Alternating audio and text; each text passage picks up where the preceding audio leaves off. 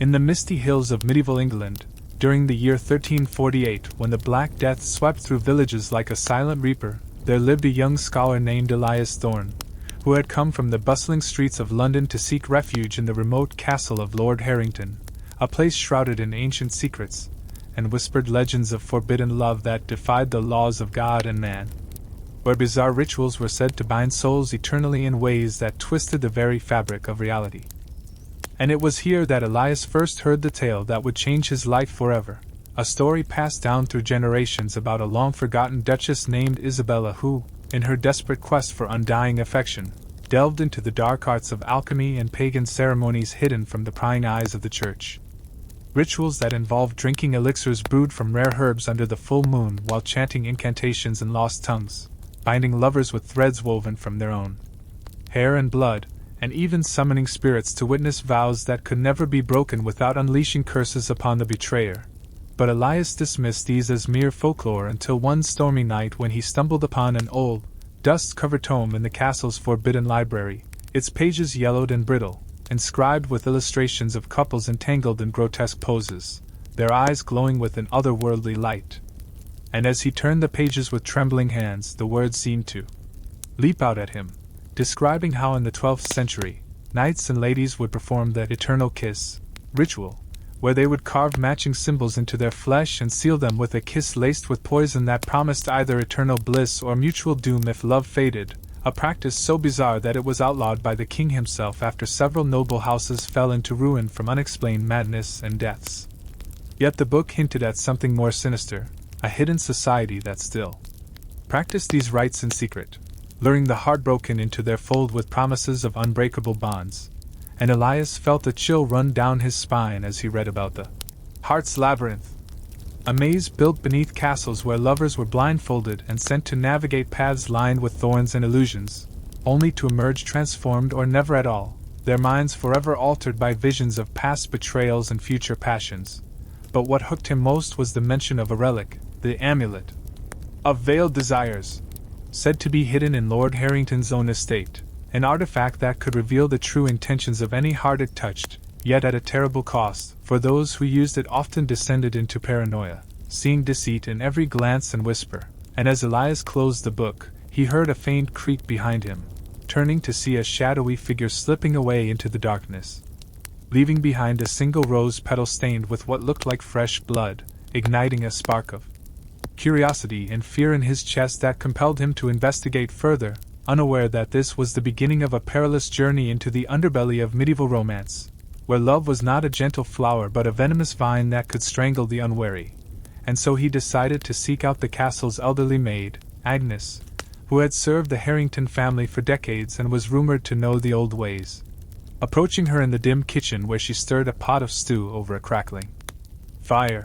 her wrinkled face illuminated by the flames as she eyed him suspiciously, but after much persuasion with a few coins from his pouch, she began to speak in hushed tones about how Lord Harrington's great-grandmother had once participated in the moonlit binding, a ritual where two lovers would stand naked in a circle of standing stones at midnight, their bodies painted with symbols from elder runes, and exchange vows while a druid-like figure poured a potion over them that was said to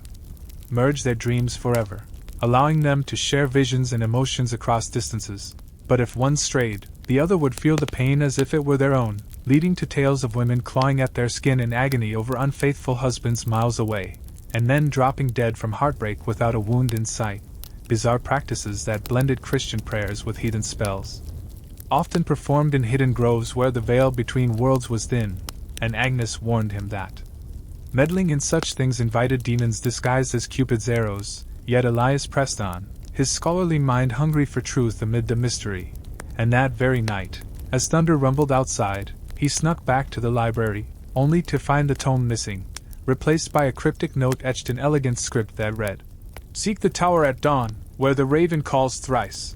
sending his heart racing with suspense as he pondered who could have left it, perhaps the Lord himself, or a secret admirer lurking in the shadows. And as the first light of morning crept through the narrow windows, he made his way to the crumbling east tower, climbing spiral stairs worn by centuries of footsteps, the air growing colder and heavier with each step, until he reached the top where a single raven perched on the parapet, cawing 3 times before taking flight, revealing a hidden compartment in the stone wall that opened with a groan, inside which lay a small velvet pouch containing a lock of golden hair, tied with a ribbon and a vial of shimmering liquid that glowed faintly in the dim light. And as he held it up, a vision flashed before his eyes, unbidden and vivid, of a beautiful woman with eyes like emeralds, laughing in a sunlit garden before her face contorted in terror as shadows engulfed her, snapping him back to reality with a gasp. Realizing that this was no ordinary artifact but perhaps the key to unlocking the bizarre love rituals that had haunted the castle for generations, rituals that involved not just body and soul but the manipulation of time itself, where lovers could relive moments of passion in eternal loops, trapped in bliss or torment depending on their fidelity. And Elias knew then that he was entangled in something far greater than mere history, a web of intrigue spun by those who guarded these secrets with deadly zeal. For as he descended the tower, he felt eyes upon him, and a soft whisper carried on the wind seemed to say his name, beckoning him deeper into the unknown, where the line between love and madness blurred into oblivion. And just as he reached the safety of his chamber, a knock echoed at the door, slow and deliberate, freezing him in place as he wondered who or what awaited on the other side, his mind swirling with questions about the woman's vision and the vial's power, suspense building like a storm about to break. For this was only the start of his descent into the most bizarre love rituals of medieval times, rituals that promised ecstasy but delivered enigmas wrapped in peril. And as he slowly turned the handle, the door creaked open to reveal a cloaked figure with a hood obscuring their face, extending a gloved hand holding an ancient scroll sealed with wax imprinted by a heart pierced by thorns, and the figure's voice, low and melodic, uttered words that sent shivers down his spine. "The ritual begins with you, Elias, for love's true form is not kind, but cruel in its revelations," leaving him speechless as the scroll unfurled in his grasp, its ink still fresh as if written moments ago, detailing the first step of the shadow vow,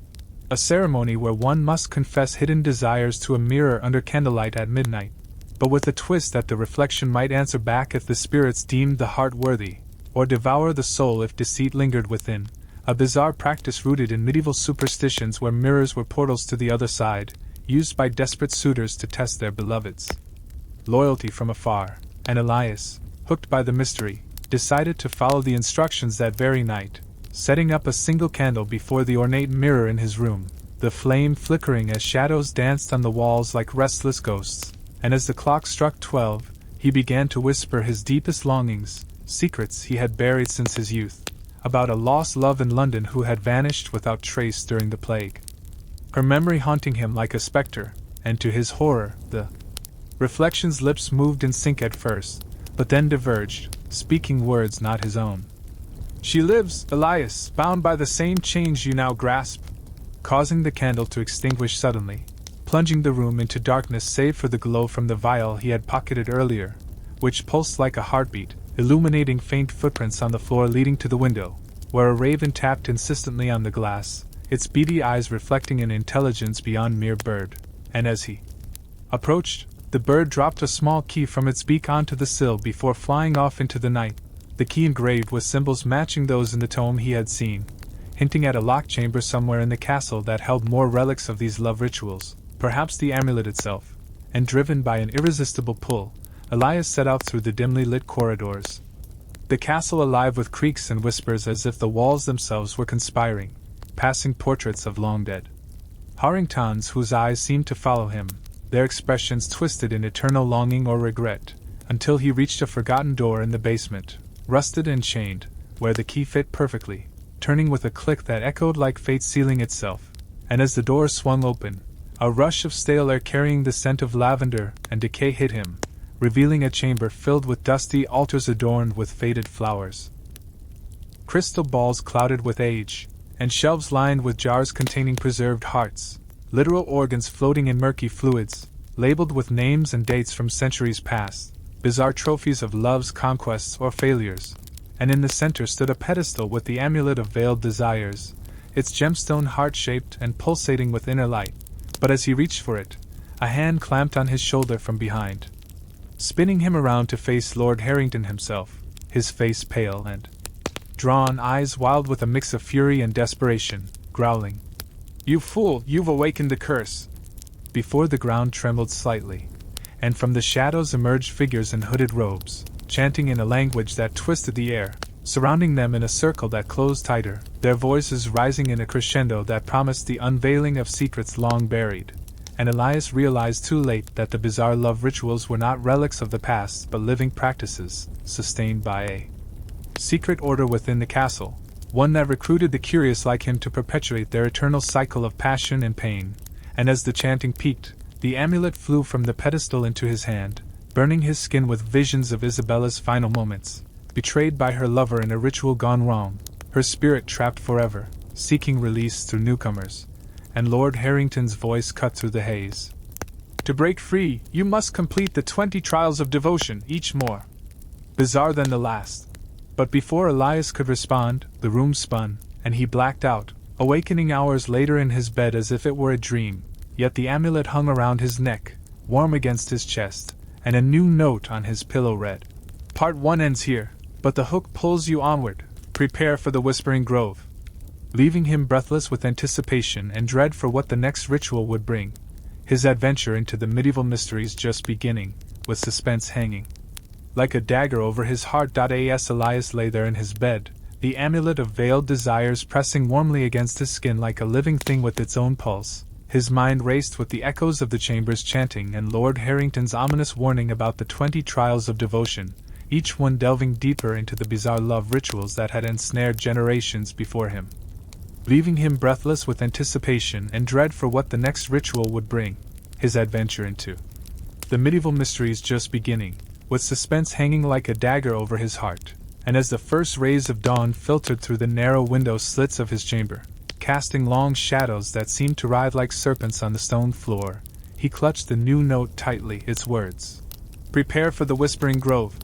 burning into his memory like a brand, compelling him to rise despite the exhaustion weighing on his limbs, for he knew that ignoring the call would invite worse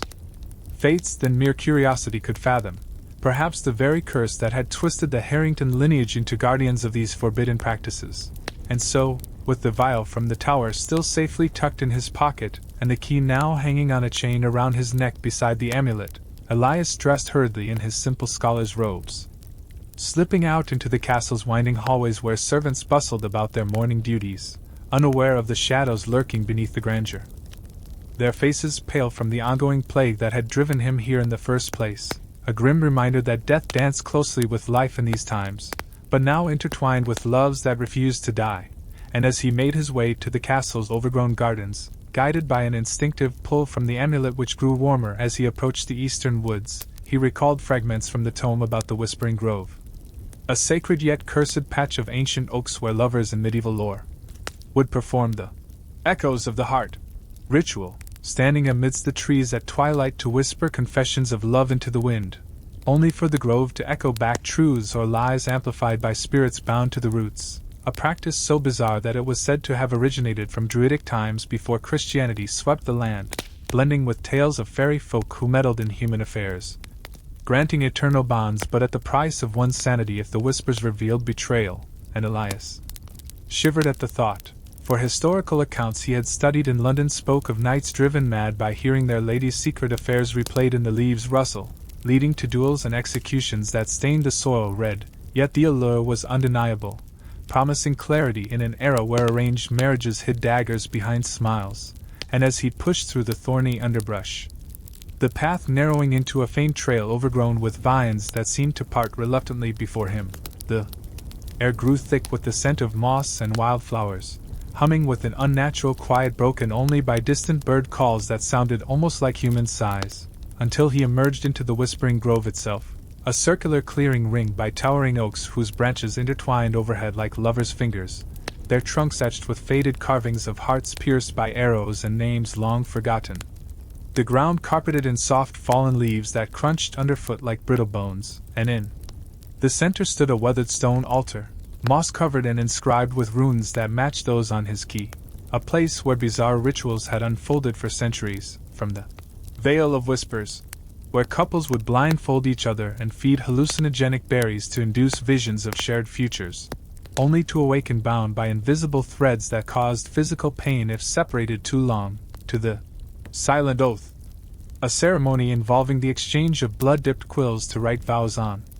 Parchment buried beneath the altar, said to summon guardian spirits who enforced fidelity with nightmares of abandonment. Practices outlawed by the church as heresy yet persisted in secret among the nobility desperate for control over fickle hearts, and Elias, feeling the amulet throb in rhythm with his own heartbeat, approached the altar cautiously.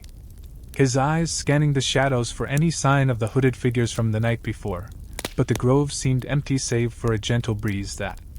stirred the leaves into soft murmurs, as if the trees themselves were gossiping about his arrival, and following the note's implicit guidance, he knelt before the stone, placing his hands on its cool surface, whispering a tentative question about his lost love from London. "Does she still live, bound as I am?" And to his astonishment, the wind picked up, carrying echoes that formed words in his ears, faint at first like distant lovers quarreling, then clearer.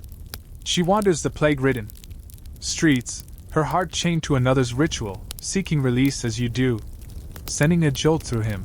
for this confirmed the mirror's revelation, hooking him deeper into the mystery of how these bizarre medieval love practices connected across time and distance, perhaps through a network of relics like the amulet that linked souls in a web of eternal longing. And as the whispers faded, a rustle in the bushes drew his attention, revealing not a threat but a young woman emerging from the trees. Her dress simple yet elegant, hair the color of autumn leaves cascading down her back, eyes wide with a mix of fear and recognition as she stared at the amulet around his neck, introducing herself as Lady Alara, Lord Harrington's niece who had been hidden away in the castle to escape the plague. But her voice trembled as she confessed she too had been drawn here by dreams of the grove's power. Dreams that featured a scholar like him arriving to unravel the family's curse, and Elias, suspicious, yet intrigued, listened as she explained how the Harringtons had preserved these rituals since the Norman conquest, when an ancestor discovered a pagan tome brought from distant lands, detailing bizarre ceremonies like the Flame of Union, where lovers held hands over a fire fueled by their personal belongings, watching as the flames revealed omens of harmony or discord through shapes in the smoke, a practice that often led to self-fulfilling prophecies of doom when paranoia set in, or the Mirror Maze of Souls, an elaborate setup in castle cellars with reflective surfaces arranged to trap participants in infinite reflections, forcing them to confront alternate versions of their relationships, emerging either strengthened or shattered, rituals that blended alchemy with astrology, requiring precise alignments of stars to amplify their effects, and Alara revealed that the 20 trials were a gauntlet designed to test true devotion, each one building on the last, with the Whispering Grove as the second step where one must share a secret with a stranger to prove vulnerability.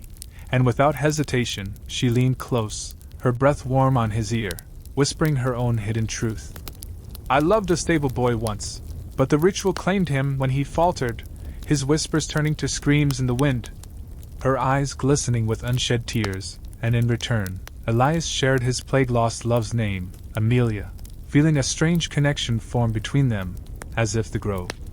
approved, the leaves rustling in applause, but suspense mounted when a sudden fog rolled in, thick and unnatural, obscuring the path back, and from within it emerged Lord Harrington, his face stern under the dappled light, flanked by 2 hooded attendants carrying torches that flickered ominously.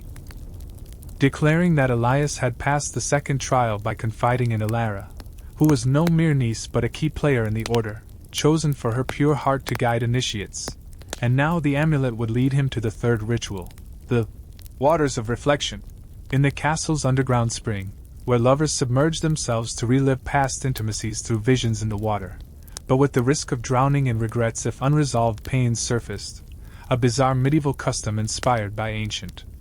Roman baths mixed with Celtic water spirits, often resulting in participants emerging with prophetic tattoos that appeared on their skin unbidden, marking fates intertwined. And as the group led him back through the lifting fog, Elias noticed Alara's hand brushing his, a spark of genuine attraction igniting amid the artifice, complicating his quest with personal stakes. For was she ally or pawn in this web of historical enigmas? And upon reaching the castle's depths, descending slippery stone steps into a cavern lit by bioluminescent fungi that cast an eerie blue glow, the spring awaited, a pool of crystal-clear water steaming gently from geothermal warmth, surrounded by walls etched with aquatic symbols of fish entwined with hearts, and Lord Harrington instructed him to enter alone, holding the vial from the tower which he now revealed contained essence of the grove's whispers, to be poured into the water to activate the ritual. And as Elias stripped to his undergarments and waded in, the liquid enveloping him like a lover's embrace, he uncorked the vial, watching the shimmering contents swirl into patterns that formed faces, Amelia's first, smiling as they had in London before the plague, then twisting in pain as shadows pulled her away, followed by Alara's image, reaching out with hope, and then strangers from history, medieval couples locked in bizarre poses of ecstasy and agony. Their stories flooding his mind, a knight and his lady who performed the chain of eternity, forging iron links from melted heirlooms while reciting vows under a blacksmith's hammer, the chains worn as necklaces that grew heavier with each lie told, eventually crushing the dishonest, or the garden of thorns, where pears planted rose bushes watered with their mingled blood, the blooms foretelling fertility or barrenness through color and thorn sharpness, rituals that captivated the era's romantics but terrified the pious, leading to inquisitions that burned practitioners as witches. Yet here in Harrington's domain, they thrived in secrecy, and as the visions intensified, Elias felt himself sinking deeper, lungs burning as regrets from his past, abandoning studies for fleeting passions, ignoring warnings about the plague, threatened to pull him under. But a hand grasped his, pulling him to the surface. Alara, who had defied orders to save him. Her touch grounding him as the water receded from his vision, leaving a faint tattoo on his arm, a vine wrapping a heart, symbolizing growth through trials, and gasping for air, he emerged changed, the amulet cooling as if satisfied, but Lord Harrington's expression darkened, muttering about interference that could unravel the sequence, and as they ascended, Alara whispered warnings of betrayal within the order, some members seeking to use the rituals for power rather than love, hooking Elias into a layer of intrigue beyond the supernatural. For now he suspected the Lord himself might be the architect of Amelia's disappearance, drawn into this to lure scholars like him who could decipher the final trial. And that night, back in his chamber, a new note appeared under his pillow, detailing the fourth ritual, the Feast of Sensations, a bizarre banquet where participants fed each other blindfolded with foods laced with aphrodisiacs and truth serums, revealing desires through tastes and textures that evoked memories, a medieval tradition from courtly love games twisted into occult depths, often leading to alliances or enmities forged over a single bite. And as Elias pondered inviting Alara as his partner, a knock sounded, revealing her at the door with a tray of preparatory herbs, her eyes pleading for trust amid the growing mystery. But outside thunder cracked, signaling storms both literal and metaphorical, for spies in the castle walls watched, reporting to unknown masters. And Elias realized the trials were not just tests but a battle for his soul, each bizarre ritual peeling back layers of history to expose raw human yearning, suspense building as alliances shifted like sand. And just as they began to plan, a scream echoed from the halls, drawing them out to find one of the hooded figures slumped against the wall, a dagger in his chest etched with the same vine symbol now on Elias's arm, his dying words gasping. "The betrayer walks among us," leaving them staring in horror, the hook of danger pulling tighter, for who could be trusted in this labyrinth of love's dark arts? And as the body was carried away, Alara clutched his hand, vowing to uncover the truth together, their bond strengthening amid peril. Yet Elias wondered if this too was part of the ritual's design, a test of paranoia that could shatter even the strongest hearts. And dawn broke with no resolution, only the promise of more trials ahead, each more elaborate and bizarre. From the dance of shadows, where couples moved in candlelit halls to music played by unseen minstrels, their steps dictating fortunes read in cast silhouettes, to the library of lost letters, a chamber filled with unsent missives from past lovers, read aloud to invoke ghosts who judged current affections, rituals that wove history into the present with threads of suspense and mystery. And Elias, now fully committed, prepared for the feast, unaware that Amelia herself might be closer than he thought, perhaps hidden in the castle's depths as part of the Order's grand scheme. The adventure escalating into realms of historical conspiracy where love rituals masked plots for power, and as the day wore on, tensions rose with whispers of rebellion among the servants who knew fragments of the truth, adding layers to the enigma, for in medieval times, such secrets often toppled dynasties, and Elias found himself at the center, his every move watched, every whisper echoed. building toward a climax that could either free him or bind him eternally in the bizarre tapestry of forbidden love. But for now, the feast awaited, with Elara by his side, their eyes locking in a moment of genuine connection amid the artifice. Yet the dagger's symbol burned in his mind, a reminder that death lurked in the shadows of desire, suspense coiling like a spring ready to unleash. And as they entered the grand hall set for the ritual, tables laden with exotic fruits, spiced meats, and goblets of wine infused with herbs from distant lands, blindfolds waiting like silent judges, Lord Harrington presided with a forced smile, his attendants circling like vultures, and the feast began, Elias feeding Elara a berry that burst with sweetness evoking childhood innocence, her moan of delight stirring something deep within him, then her turn, offering a morsel that tasted of salt and sorrow, unlocking memories of loss that brought tears to his eyes beneath the cloth, each bite unraveling truths, her fear of the Order's control, his doubt about Amelia's fate. Bizarre sensations blending taste with emotion in a medieval alchemy of the senses, until a bitter herb revealed a vision of betrayal, Lord Harrington's voice in his head plotting to sacrifice initiates for immortality through the ritual's power, snapping the blindfold off in panic, only to find the hall empty save for Elara. The others vanish like ghosts. A note on the table reading, "The fifth trial tests illusion from reality. Follow the vine," referring to his tattoo which now glowed, leading him through hidden passages he hadn't noticed before, Elara trailing behind, their footsteps echoing in the damp tunnels beneath the castle, where torches sputtered to life unbidden, illuminating murals of past rituals. Ladies in flowing gowns dancing with armored knights in circles of fire, their faces contorted in ecstasy or pain, depicting the circle of flames, where heat forged unbreakable vows but burned the unfaithful, or the veil of dreams, involving shared slumber induced by potions, navigating joint nightmares to emerge united or forever lost in subconscious realms, bizarre practices that historians dismissed as myth but here proved terrifyingly real, and as the vine tattoo pulsed directions, they arrived at a forked path, one leading to light, the other to darkness, forcing a choice that tested trust, Elias choosing the dark on instinct, pulling Elara along as whispers taunted them with doubts. "She deceives you, he seeks only power," building suspense until they emerged into a chamber of mirrors, the Hall of Infinite Echoes, where reflections multiplied confessions into a cacophony, revealing Elara's true lineage as Isabella's descendant, bound to repeat the cycle unless broken, and Elias's connection to Amelia, who was no victim but an Order member sent to London to recruit him years ago, the plague a cover for her extraction, shattering his world as mirrors cracked under the weight of truth. But before despair took hold, Elara kissed him, her lips an anchor in the storm, declaring her love real amid the ritual's lies. And together they smashed a central mirror, revealing a hidden door to the next trial, the Garden of Eternal Bloom, an underground conservatory where flowers never wilted, watered by tears of past lovers, and participants planted seeds of intention that grew into plants symbolizing their bond's future, thorns for conflict, blossoms for harmony, a bizarre medieval horticultural divination that often predicted accurately through some arcane magic. And as they knelt to plant, soil soft and warm like flesh, a figure stepped from the shadows, Amelia, alive and unchanged, her eyes cold as she revealed herself as the betrayer, the one who had killed the hooded figure to silence opposition, aiming to claim the amulet's power for herself, dagger raised with the vine symbol, forcing a confrontation that blended love's pain with historical vengeance, Elias torn between past and present affections.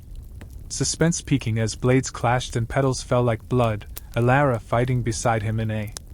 whirl of determination, the garden's vines coming alive to entangle foes, perhaps awakened by the ritual's completion, and in the chaos, Amelia faltered, her dagger dropping as the amulet revealed her true desire, not power, but redemption from the curse that had trapped her, leading to a reluctant truce where she joined their cause against Lord Harrington's faction, the three now allied in unraveling the remaining trials. Each more intricate, the Symphony of Hearts, where music composed from personal rhythms played on ancient instruments synced pulses, harmonizing or clashing to forge or break bonds, or the Tower of Whispers, climbing heights while reciting vows, winds carrying words to heavens for divine approval, bizarre ascents that tested vertigo and faith. And as days blurred into nights within the castle's timeless grip, the trio delved deeper, uncovering documents in hidden libraries detailing the origins in 1066, when William the Conqueror's court adopted Saxon pagan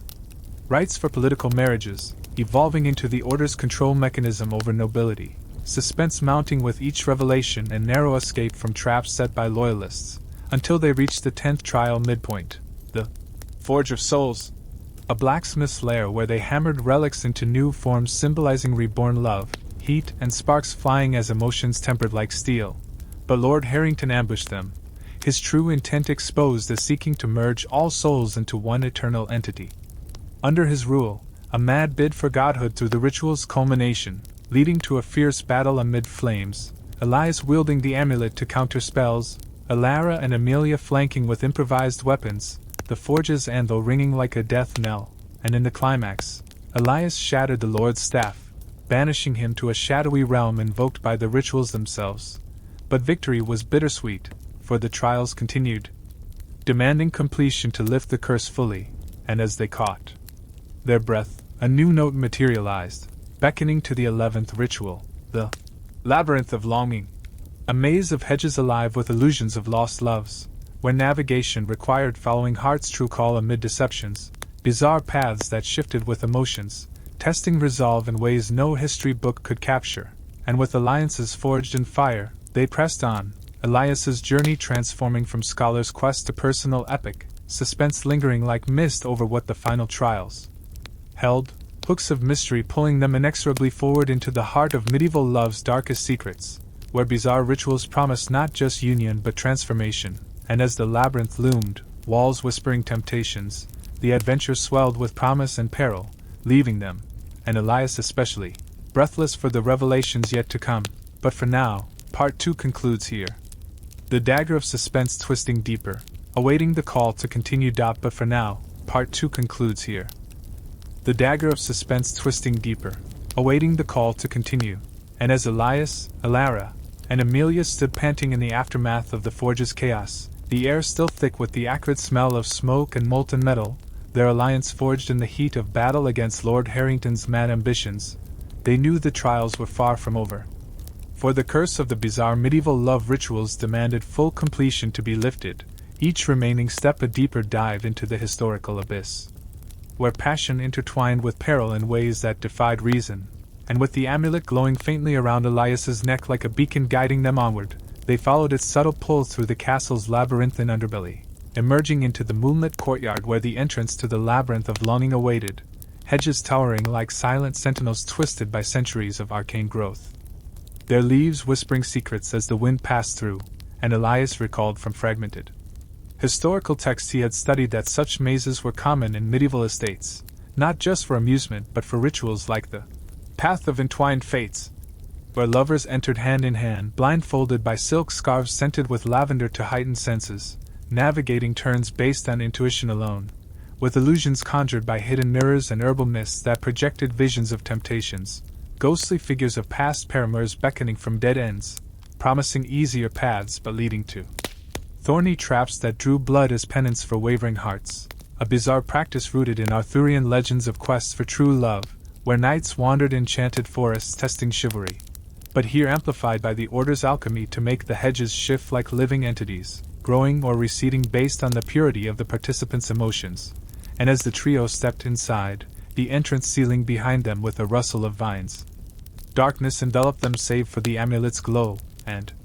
they linked hands, Elias in the center, Alara on his left with her warm grip steadying his nerves, Amelia on his right, her touch cooler but resolute after her redemption, and began to move forward, the air humming with faint echoes of laughter and cries from lovers long gone, each wrong turn triggering mirages. For Elias, Amelia's past self appeared, young and innocent in London streets, whispering doubts about Alara's loyalty, forcing him to choose faith over fear, while Alara faced visions of the stable boy she had lost, his form pleading for her to abandon the quest and join him in eternal rest, testing her commitment to the living, and Amelia confronted Lord Harrington's spectral image, mocking her betrayal and offering power anew, her dagger hand twitching as old ambitions stirred, but through mutual encouragement, they pressed on, sharing stories mid-stride to anchor each other. Elias recounting scholarly tales of similar rituals in distant courts, like the Byzantine maze of mirrors, where emperors tested consorts' fidelity with reflective illusions that multiplied deceptions, leading to executions if shadows betrayed hidden glances, or the French hedge of hearts, during the 100 Years' War, where warring nobles used such labyrinths to seal alliances through love pacts, planting symbolic flowers at the center that bloomed only if vows were sincere, bizarre customs that blended warfare with wooing in an era where marriage was strategy. And as hours blurred in the timeless maze, fatigue set in, but the amulet pulsed directions through Elias's veins, leading them to the heart where a stone fountain bubbled with water tinted red like blood, the 11th trial's culmination requiring them to drink and declare undying loyalty, the liquid revealing inner truths through hallucinations that could unite or divide, and as they sipped, visions assaulted them collectively. A shared dreamscape of medieval banquets where bizarre rituals unfolded before their eyes. Ladies and lords engaging in the fountain of vows, dipping quills in the red water to sign contracts on vellum made from lovers' shed skin, bindings that caused physical scars if broken, or the vine entanglement, where participants allowed living creepers to wrap around their bodies during embraces, the plants feeding on sweat and tears to grow stronger, symbolizing unbreakable unions but sometimes strangling the unfaithful in their sleep, practices condemned by popes yet secretly endorsed by kings for political gains. And in the vision, Isabella herself appeared, the original duchess whose betrayal started the curse, her ethereal form guiding them to a hidden exit, whispering that the order's corruption stemmed from her lover's greed, not the rituals themselves. And upon awakening at the labyrinth's center, they found a new relic, a ring of thorns that fit Alara's finger, granting her glimpses of future dangers, solidifying their bond as more than allies but perhaps destined companions. Yet suspense mounted when rustling hedges revealed pursuers, remnants of Harrington's loyalists who had survived the forge, hooded figures armed with daggers etched in ancient runes, forcing a chase through shifting paths where walls closed in like jaws, Elias using the amulet to command brief openings, Amelia wielding her redeemed dagger with precision born of regret, Alara's ring warning of ambushes just in time. Until they burst free into the castle grounds, the pursuers trapped behind as the maze sealed them in. But victory was short-lived, for the 12th trial beckoned via a note fluttering from a raven's beak, directing them to the Chamber of Echoed Desires, a vaulted room high in the west tower lined with acoustic crystals that amplified whispers into roars, where participants confessed deepest fantasies, the echoes judging sincerity by harmony or dissonance, a bizarre medieval acoustic magic inspired by Gregorian chants mixed with pagan sound spells, often used in monasteries turned secret love dens to test monks' vows against temptation, leading to excommunications or elevations based on the crystal's resonance. And climbing the spiral stairs, hearts pounding from the escape, they entered the chamber at midnight, the full moon casting beams through stained glass depicting entwined couples in agony and bliss, and one by one they spoke, Elias admitting his growing affection for Alara beyond the quest, his voice echoing softly like a lullaby. Amelia confessing her manipulation of Elias in London was laced with genuine care twisted by the order, the crystals humming in approval, Alara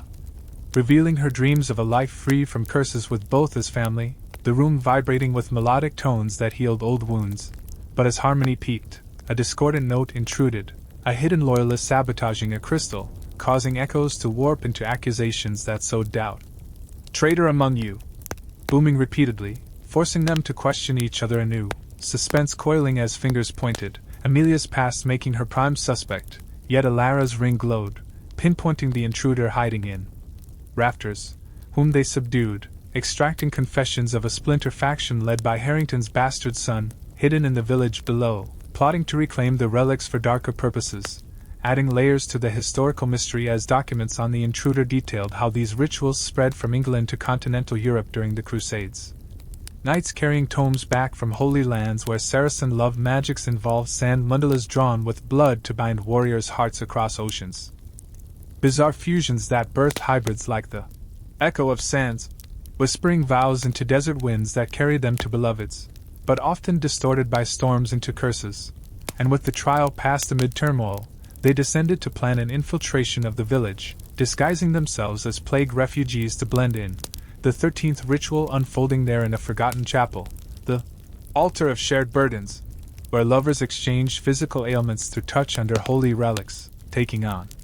each other's pains to prove devotion, a medieval empathy spell rooted in saintly miracles but twisted for romance, sometimes curing through faith or worsening through doubt, and in the dim chapel lit by flickering candles, surrounded by villagers unknowingly guarding the site, they performed it covertly, Elias taking Alara's lingering grief as a headache that cleared his own regrets. Amelia absorbing Elias's scholarly fatigue as renewed vigor, Alara bearing Amelia's guilt as a weight that lightened her spirit, the altar glowing as burdens shifted, forging unbreakable trust, but alarms raised when a villager spotted them, leading to a frantic escape through cobbled streets under starlight, pursuers shouting of heretics, arrows whistling past as they dove into forests, the amulet shielding them with illusory mists, and back at the castle by dawn, exhausted but empowered, the 14th trial awaited in the library. The Tome of Forbidden Tales, requiring them to read aloud from cursed books that animated stories, pulling readers into narratives of past love rituals to relive and resolve them, bizarre immersive magic like living theater, where one might become a 12th century squire courting a witch in a forest glade, performing the berry bond, by sharing poisoned fruits that induce shared delirium, emerging with knowledge or madness, and as pages turned, Elias found himself in a vision of King John's court, enacting a ritual where barons sealed pacts with wax melted over hearts carved from wood, the heat testing endurance, while Alara navigated a Renaissance fairy tale of masked balls hiding identity swaps to test true recognition, Amelia reliving Isabella's betrayal in vivid detail, uncovering clues that the curse's origin involved a stolen artifact from Rome, a Cupid's arrowhead that amplified desires into obsessions, and emerging wiser. They pieced together that retrieving it from the splinter faction's hideout was key, suspense building as they armed for confrontation, the 15th trial integrating the raid, the Battle of Hearts, where combat mirrored courtship dances, disarming foes with words of empathy rather than blades, a bizarre non-lethal ritual from chivalric codes, turning enemies into allies through revealed vulnerabilities, and infiltrating the village tavern under cover of night. They faced Harrington's son, a brooding figure named Roderick, surrounded by goons, but instead of fighting, Elias invoked the ritual, sharing tales of loss that echoed Roderick's own abandoned childhood, Alara offering forgiveness that softened his rage, Amelia revealing shared blood ties as half-siblings, the room filling with emotional resonance that disarmed weapons, Roderick yielding the arrowhead relic, joining their cause with tears, the trial passing in unexpected peace, yet whispers of greater threats lingered. For historical scrolls he provided detailed how these rituals evolved during the Black Death, survivors using them to bind communities against despair, but corrupting into control tools for the elite, and with relics united, the 16th trial called them to the Pool of Eternal Reflections, an outdoor pond fed by sacred springs, where submerging with partners reflected alternate lives, allowing choices to alter fates, a medieval multiverse magic blending astrology with water scrying, often leading to regrets over paths not taken, and diving in at twilight, they saw branches, Elias as a plague doctor without love, Alara trapped in arranged marriage, Amelia ruling as tyrant, but choosing unity pulled them to a harmonious vision, emerging with prophetic insights of final trial's dangers, suspense heightening as shadows moved on the banks, ambushed by remaining loyalists, forcing underwater evasion through hidden caves, surfacing in castle cellars gasping, the 17th ritual imminent, the Forge of Renewed Vows, reheating the thorn ring and arrowhead to meld into a new amulet enhancer, hammering promises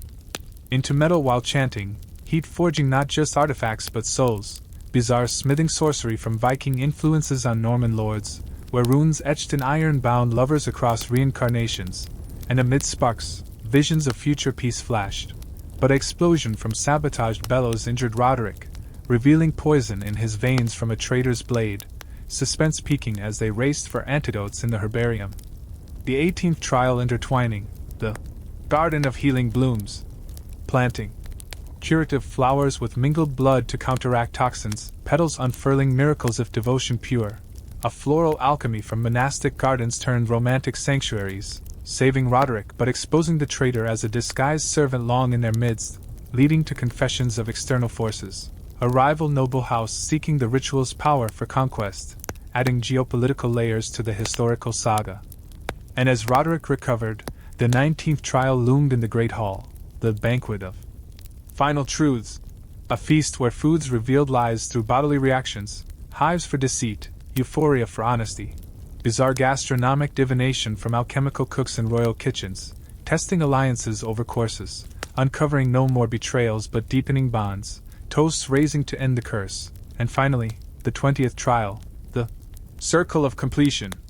gathering all relics in the original chamber, forming a ring under full moon, chanting to release Isabella's spirit, the air shimmering.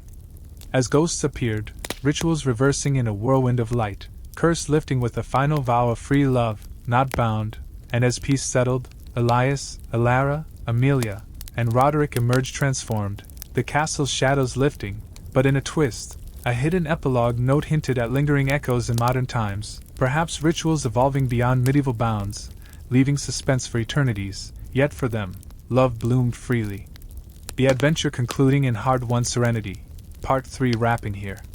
With hooks untangled, though mysteries of the heart endure forever. Yet for them, love bloomed freely, the adventure concluding in hard-won serenity. Part 3 wrapping here with hooks untangled, though mysteries of the heart endure forever. But as the first light of a new dawn broke over the castle's battlements, casting golden hues on the stone walls that had witnessed centuries of bizarre love rituals and their twisted consequences, Elias awoke with a start in his chamber, the amulet still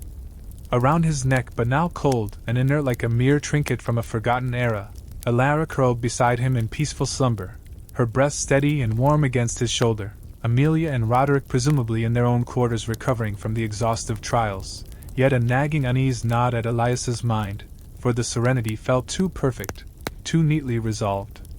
Like the calm before an unforeseen storm in the unpredictable seas of medieval intrigue, and as he rose quietly to avoid disturbing Alara,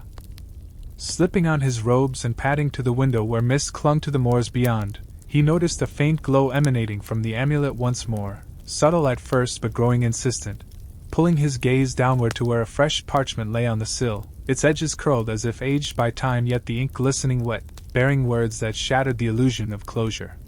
The circle completes, but echoes remain. Seek the hidden codex in the crypts below, for love's rituals birth new shadows. Sending a chill through him as he realized the 20th trial might have lifted the primary curse but awakened dormant remnants, historical aftershocks from Isabella's original betrayal that propagated through bloodlines like an unquenchable fire. And with heart pounding, he roused Alara, her eyes widening in shared alarm as she read the note, whispering fears that the order's deeper layers, perhaps international branches influenced by crusader exchanges, had been stirred, bizarre extensions of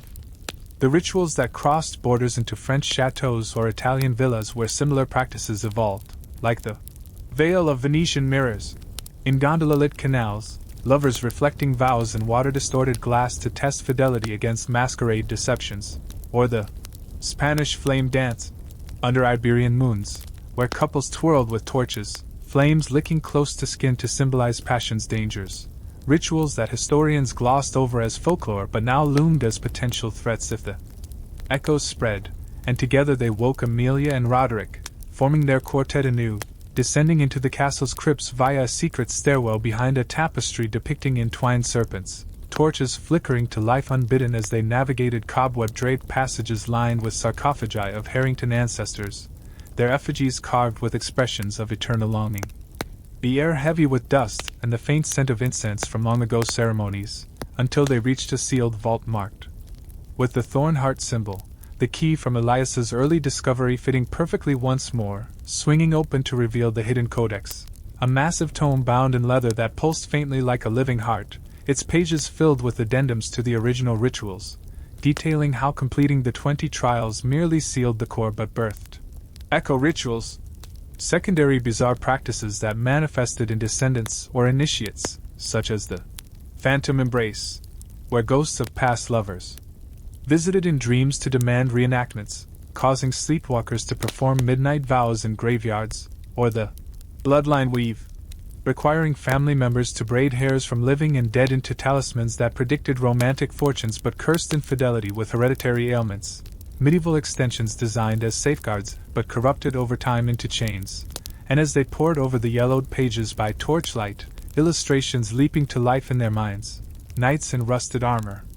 exchanging soul shards under eclipses, ladies brewing potions from lovers' tears to create empathy elixirs that force shared pains across generations, a raven cawed from the shadows, dropping another note that read, "The first echo calls, journey to the forgotten abbey, where the veil lifts anew," hooking them into a fresh quest beyond the castle walls, for the abbey lay miles away in plague-ravaged countryside, a ruin said to house remnants of the order's founders, and with no choice but to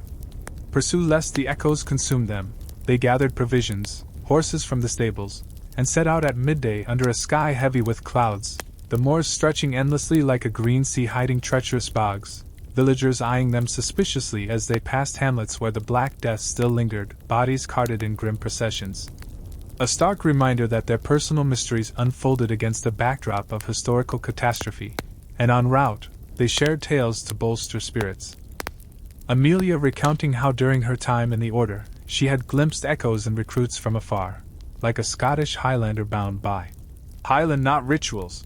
involving tartan threads soaked in loch water and tied around wrists during storms, ensuring clans' marital alliances weathered feuds but unraveling into madness if betrayed, or Roderick speaking of whispers from his bastard upbringing about Eastern influences via Silk Road traders, bizarre silk shadow puppets, where lovers projected desires onto screens with candlelight, the shadows coming alive to enact forbidden scenarios, testing boundaries without physical risk yet imprinting psyches permanently, practices that wove a global tapestry of love's dark arts, far beyond England's shores. And as dusk fell, they approached the forgotten abbey, its spires crumbling against the twilight, vines choking arched windows like nature reclaiming heresy. And entering through a breached gate, the interior echoed with wind howling like mournful chants, altars desecrated but still bearing faint rune carvings, and at the central nave, a spectral figure materialized, Isabella's ghost, translucent and sorrowful, explaining that the echoes were her unintended legacy, fragments of her soul scattered to protect the rituals from total destruction, now requiring collection through 7 echo trials to fully dissipate.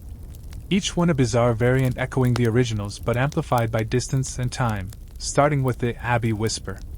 chain, where they formed a circle, passing confessions hand to hand, the words mutating through echoes in the vaulted ceilings to reveal hidden truths or forge new bonds. And as they began, Elias confessed lingering doubts about Amelia's redemption, the words twisting into accusations that stung but ultimately cleared the air when echoed back purified, Alara admitting jealousy over Elias's past with Amelia.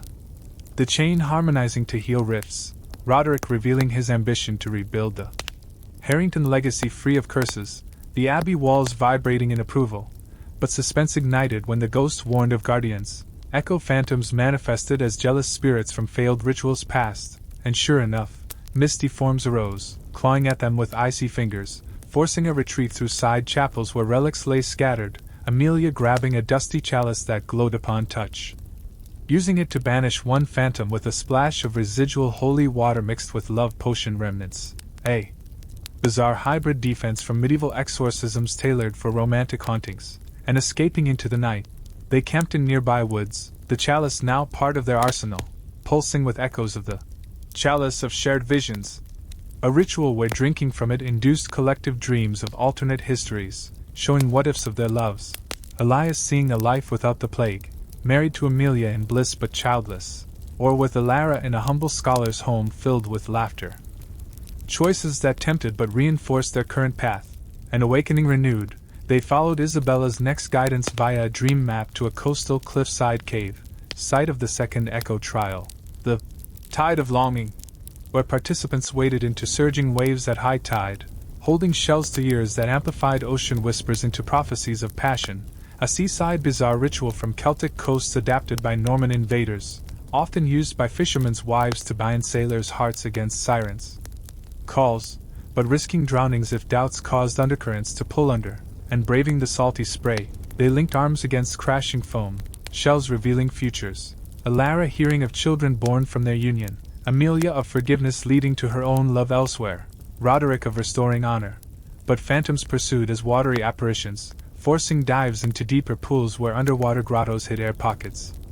The chalice bubbling to create breathable bubbles, a miraculous extension of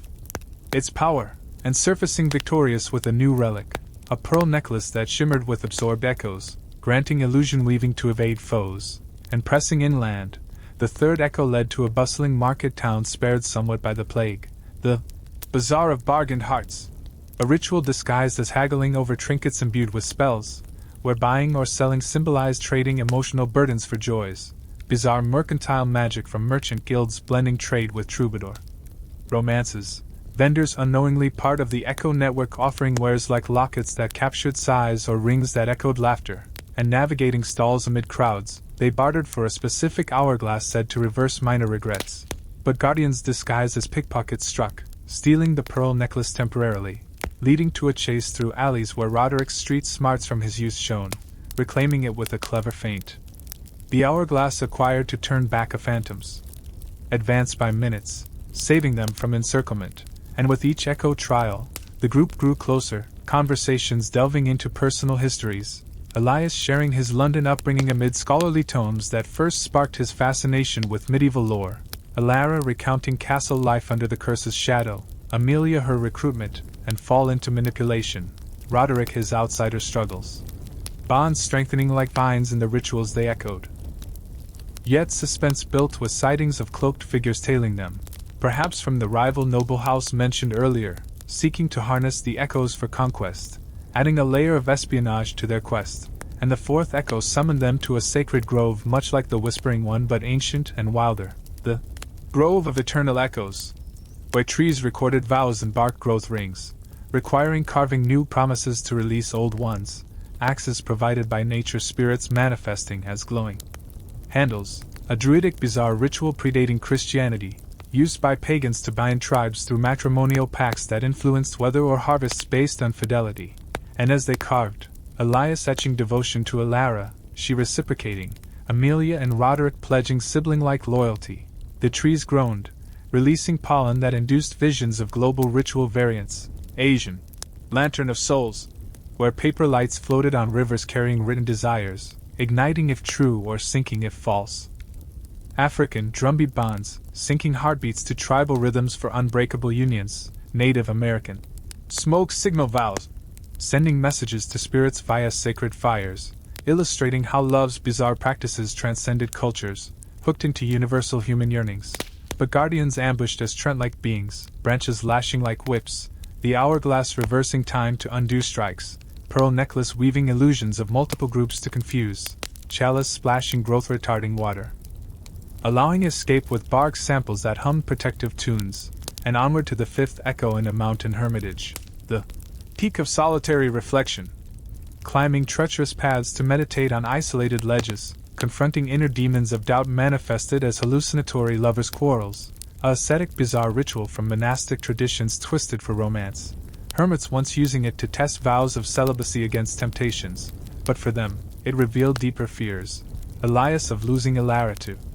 echoes, her of his scholarly detachment, Amelia of perpetual redemption quests, Roderick of unworthiness, and overcoming through shared shouts across chasms that echoed back encouragement, gaining a crystal from the peak that amplified voices for long-distance communion, warding off aerial phantom attacks like harpy spirits with sonic blasts, and descending empowered, the sixth echo drawing them to a riverside mill, the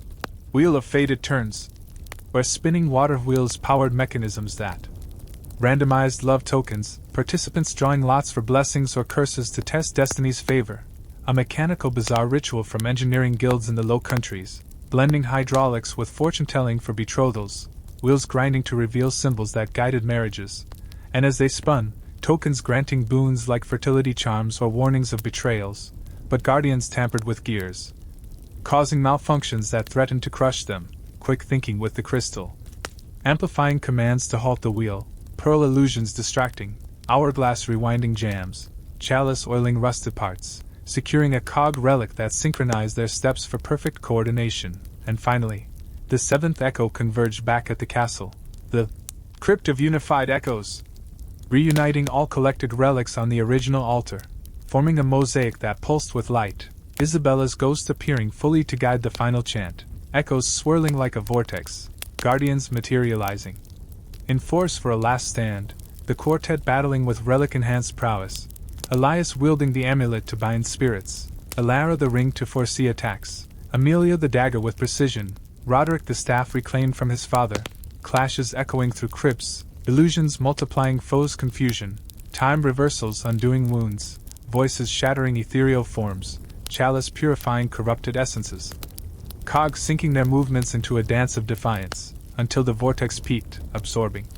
guardians and echoes alike, Isabella fading with a smile of release, the relics crumbling to dust as true serenity settled, no more notes or glows, the group emerging into sunlight as free souls, loves blossoming without chains, yet in quiet moments, they pondered if echoes lingered subtly in all hearts, historical mysteries enduring as lessons, the adventure truly concluding in profound peace. Part 4 sealing the saga with lengths unexplored before, though the enigma of affection persists. Eternally. Though the enigma of affection persists eternally, whispering through the corridors of time like an unquiet spirit refusing to rest, and as weeks turn to months in the aftermath of the Echo trial's resolution, with the castle of Lord Harrington, now under Roderick's stewardship as rightful heir, basking in a fragile peace where servants moved with lighter steps and the moors bloomed with wildflowers as if celebrating the curse's banishment, Elias found himself settling into a life he had never imagined, married to Alara in a simple ceremony devoid of bizarre rituals, just vows exchanged under an open sky with Amelia as witness and Roderick officiating, their days filled with scholarly pursuits in the refurbished library, poring over sanitized tomes that chronicled medieval history without the occult taint. Yet subtle disturbances began to creep in. Starting with peculiar dreams that visited Elias nightly, visions of distant lands where echoes of the original rituals manifested in new forms, like shadowy figures performing desert mirage bonds. In Arabian sands, lovers drawing symbols in dunes that shifted with winds to reveal hidden infidelities, or jungle vine entwinements. In far-off Indies where couples allowed tropical creepers to bind them during monsoons, the plants pulsing with bioluminescent light to signify harmony or constricting in jealousy. Bizarre evolutions that suggested the curse hadn't fully dissipated but dispersed globally through historical trade routes and conquests, hooking Elias back into investigation despite his vows to leave mysteries behind, and sharing these dreams with Alara over breakfast in the sunlit hall, her face paling as she admitted similar nocturnal visitations, dreaming of icy Nordic fjords of frozen vows, where Vikings carved ice sculptures of hearts, melting them over fires to seal pacts that caused chills and betrayers even in summer heats, or Celtic stone circle echoes, in Irish myths where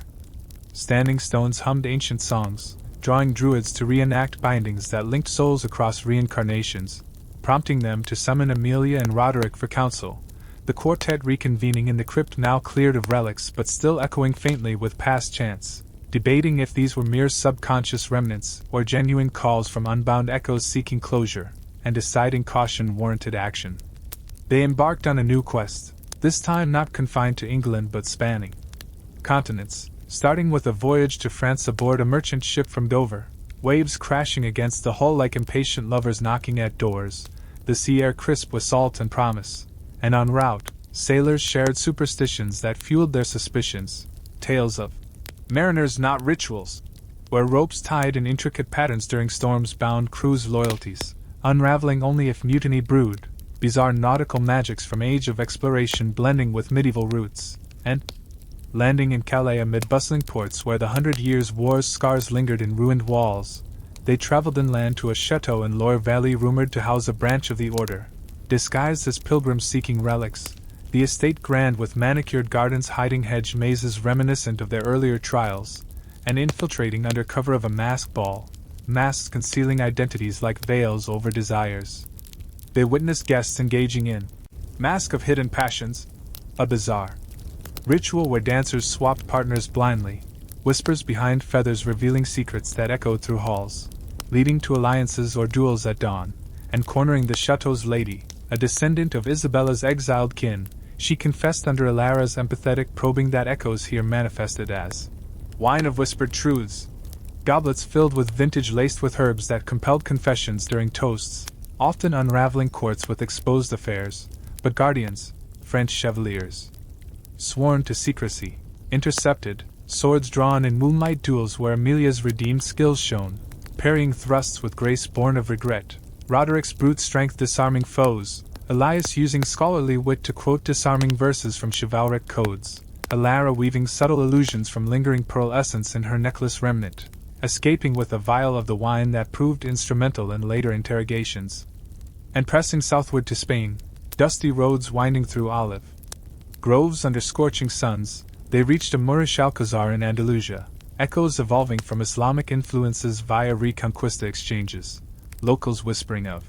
Alhambra shadow plays, where courtyards at dusk hosted puppet shows animated by candlelight, strings pulled by unseen forces to enact love stories that predicted real outcomes, bizarre theatrical magics blending Sufi mysticism with Christian vows, puppeteers channeling spirits to bind audiences' hearts if tales resonated, and, sneaking into a performance, puppets dancing eerily lifelike, they felt pulls on their own emotions. Elias nearly entranced by a marionette resembling Amelia's past self, but snapping free with the group's unity, confronting the master puppeteer who revealed a hidden chamber with strings woven from historical lovers' hairs, cutting them released local echoes but summoned phantom marionettes that attacked with whipping cords, the wine vial forcing truths from the strings themselves, unraveling assaults.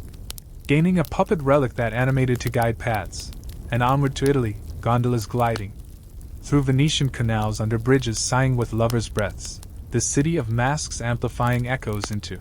canal reflections of desire,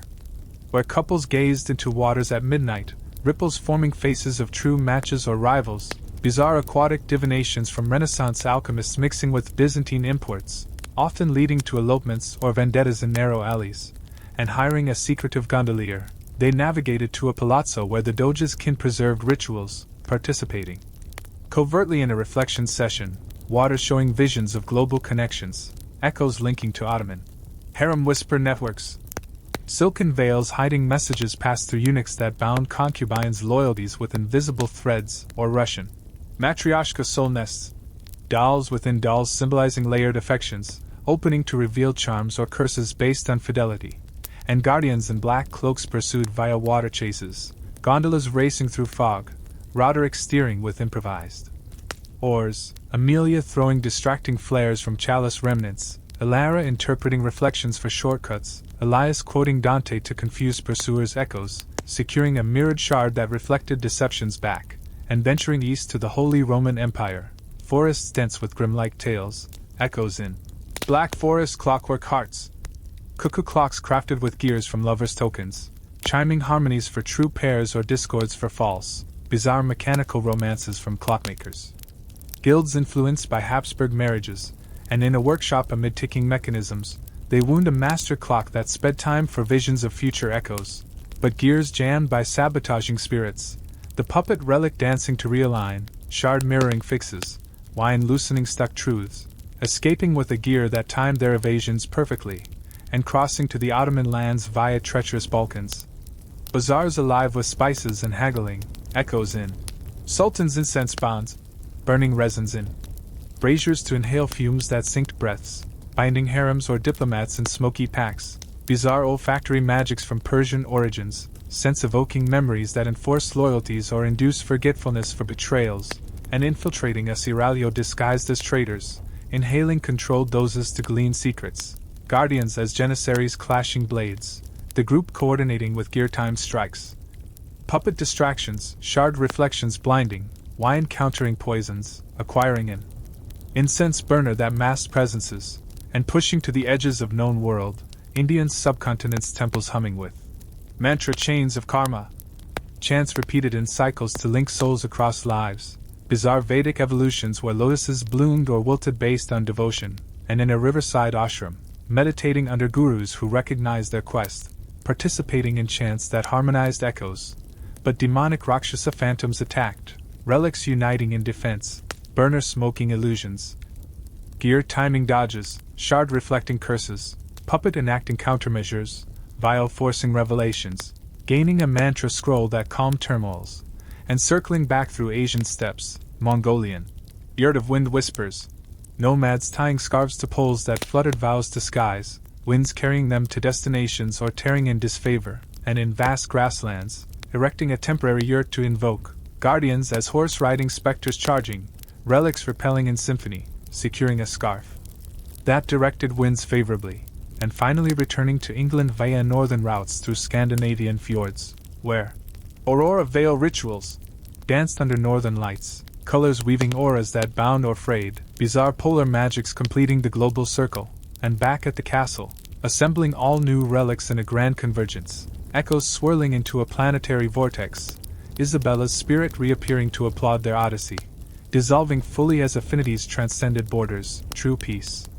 Enveloping not just them but the world's hidden romantic undercurrents, love's flourishing unbound, the saga expanding horizons beyond medieval confines, Part 5 unfolding in epic breadths, though affection's riddles whisper on in every heartbeat eternally. Though affection's riddles whisper on in every heartbeat eternally, weaving through the fabric of existence like invisible threads that tug at souls across epochs.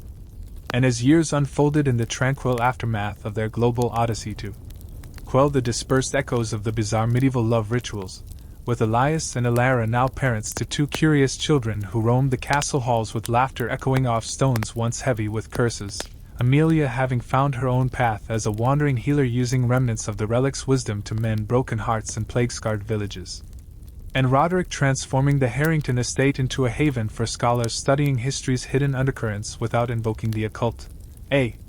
subtle disquiet began to stir anew, manifesting first as faint anomalies in daily life. Books in the library rearranging themselves overnight to open on pages detailing obscure variants of the rituals, like the Ethiopian flame of eternal sparks, where tribal elders ignited sacred woods mixed with lovers' fingernail clippings, the smoke forming shapes that foretold unions blessed by ancestors or doomed by spirits, or the Mayan glyph bindings, in distant jungles across the Atlantic carving stone tablets with blood ink symbols that linked fates through celestial alignments. Practices that Elias dismissed at first as coincidences born of his overactive scholarly mind, yet when Elara confided in him one stormy evening by the fireside, her voice trembling as she described vivid waking visions of these far-flung ceremonies intruding on her thoughts during mundane tasks like tending the garden, where vines seemed to twist into runes mimicking those from their past trials, it became clear that the enigma hadn't fully unraveled but had evolved into something vaster, perhaps. Resonance ripples, secondary waves from the original curse propagating through time itself, hooking them back into a temporal quest that spanned not just geography but history's timeline, compelling the quartet to reunite once more, summoning Amelia from her travels and Roderick from his administrative duties, gathering in the refurbished crypt, now a museum of sorts with inert artifact displays, poring over newly discovered scrolls that appeared mysteriously on shelves, detailing how completing the echo convergence had sealed spatial echoes but awakened chronological ones, bizarre temporal extensions where rituals echoed backward and forward in time, influencing past events or foreshadowing future ones, such as retroactive Roman Forum vows, where ancient senators whispered pacts into amphitheater winds that carried forward to medieval courts, altering lineages unknowingly or prophetic. Victorian parlor seances, in years yet to come, where mediums channeled medieval spirits to bind modern lovers with antique charms, and with hearts heavy but resolves steeled by familial bonds, they embarked on this new phase, utilizing a lingering shard from the Venetian mirror that now pulsed with chronal energy, acting as a portal key to glimpse or enter historical epochs, starting with a ripple leading to ancient Rome in the time of Julius Caesar, the shard shimmering as they clasped hands in a circle, transporting their consciousnesses, though bodies remained anchored, to the bustling forum where toga-clad figures performed the laurel wreath entwinements,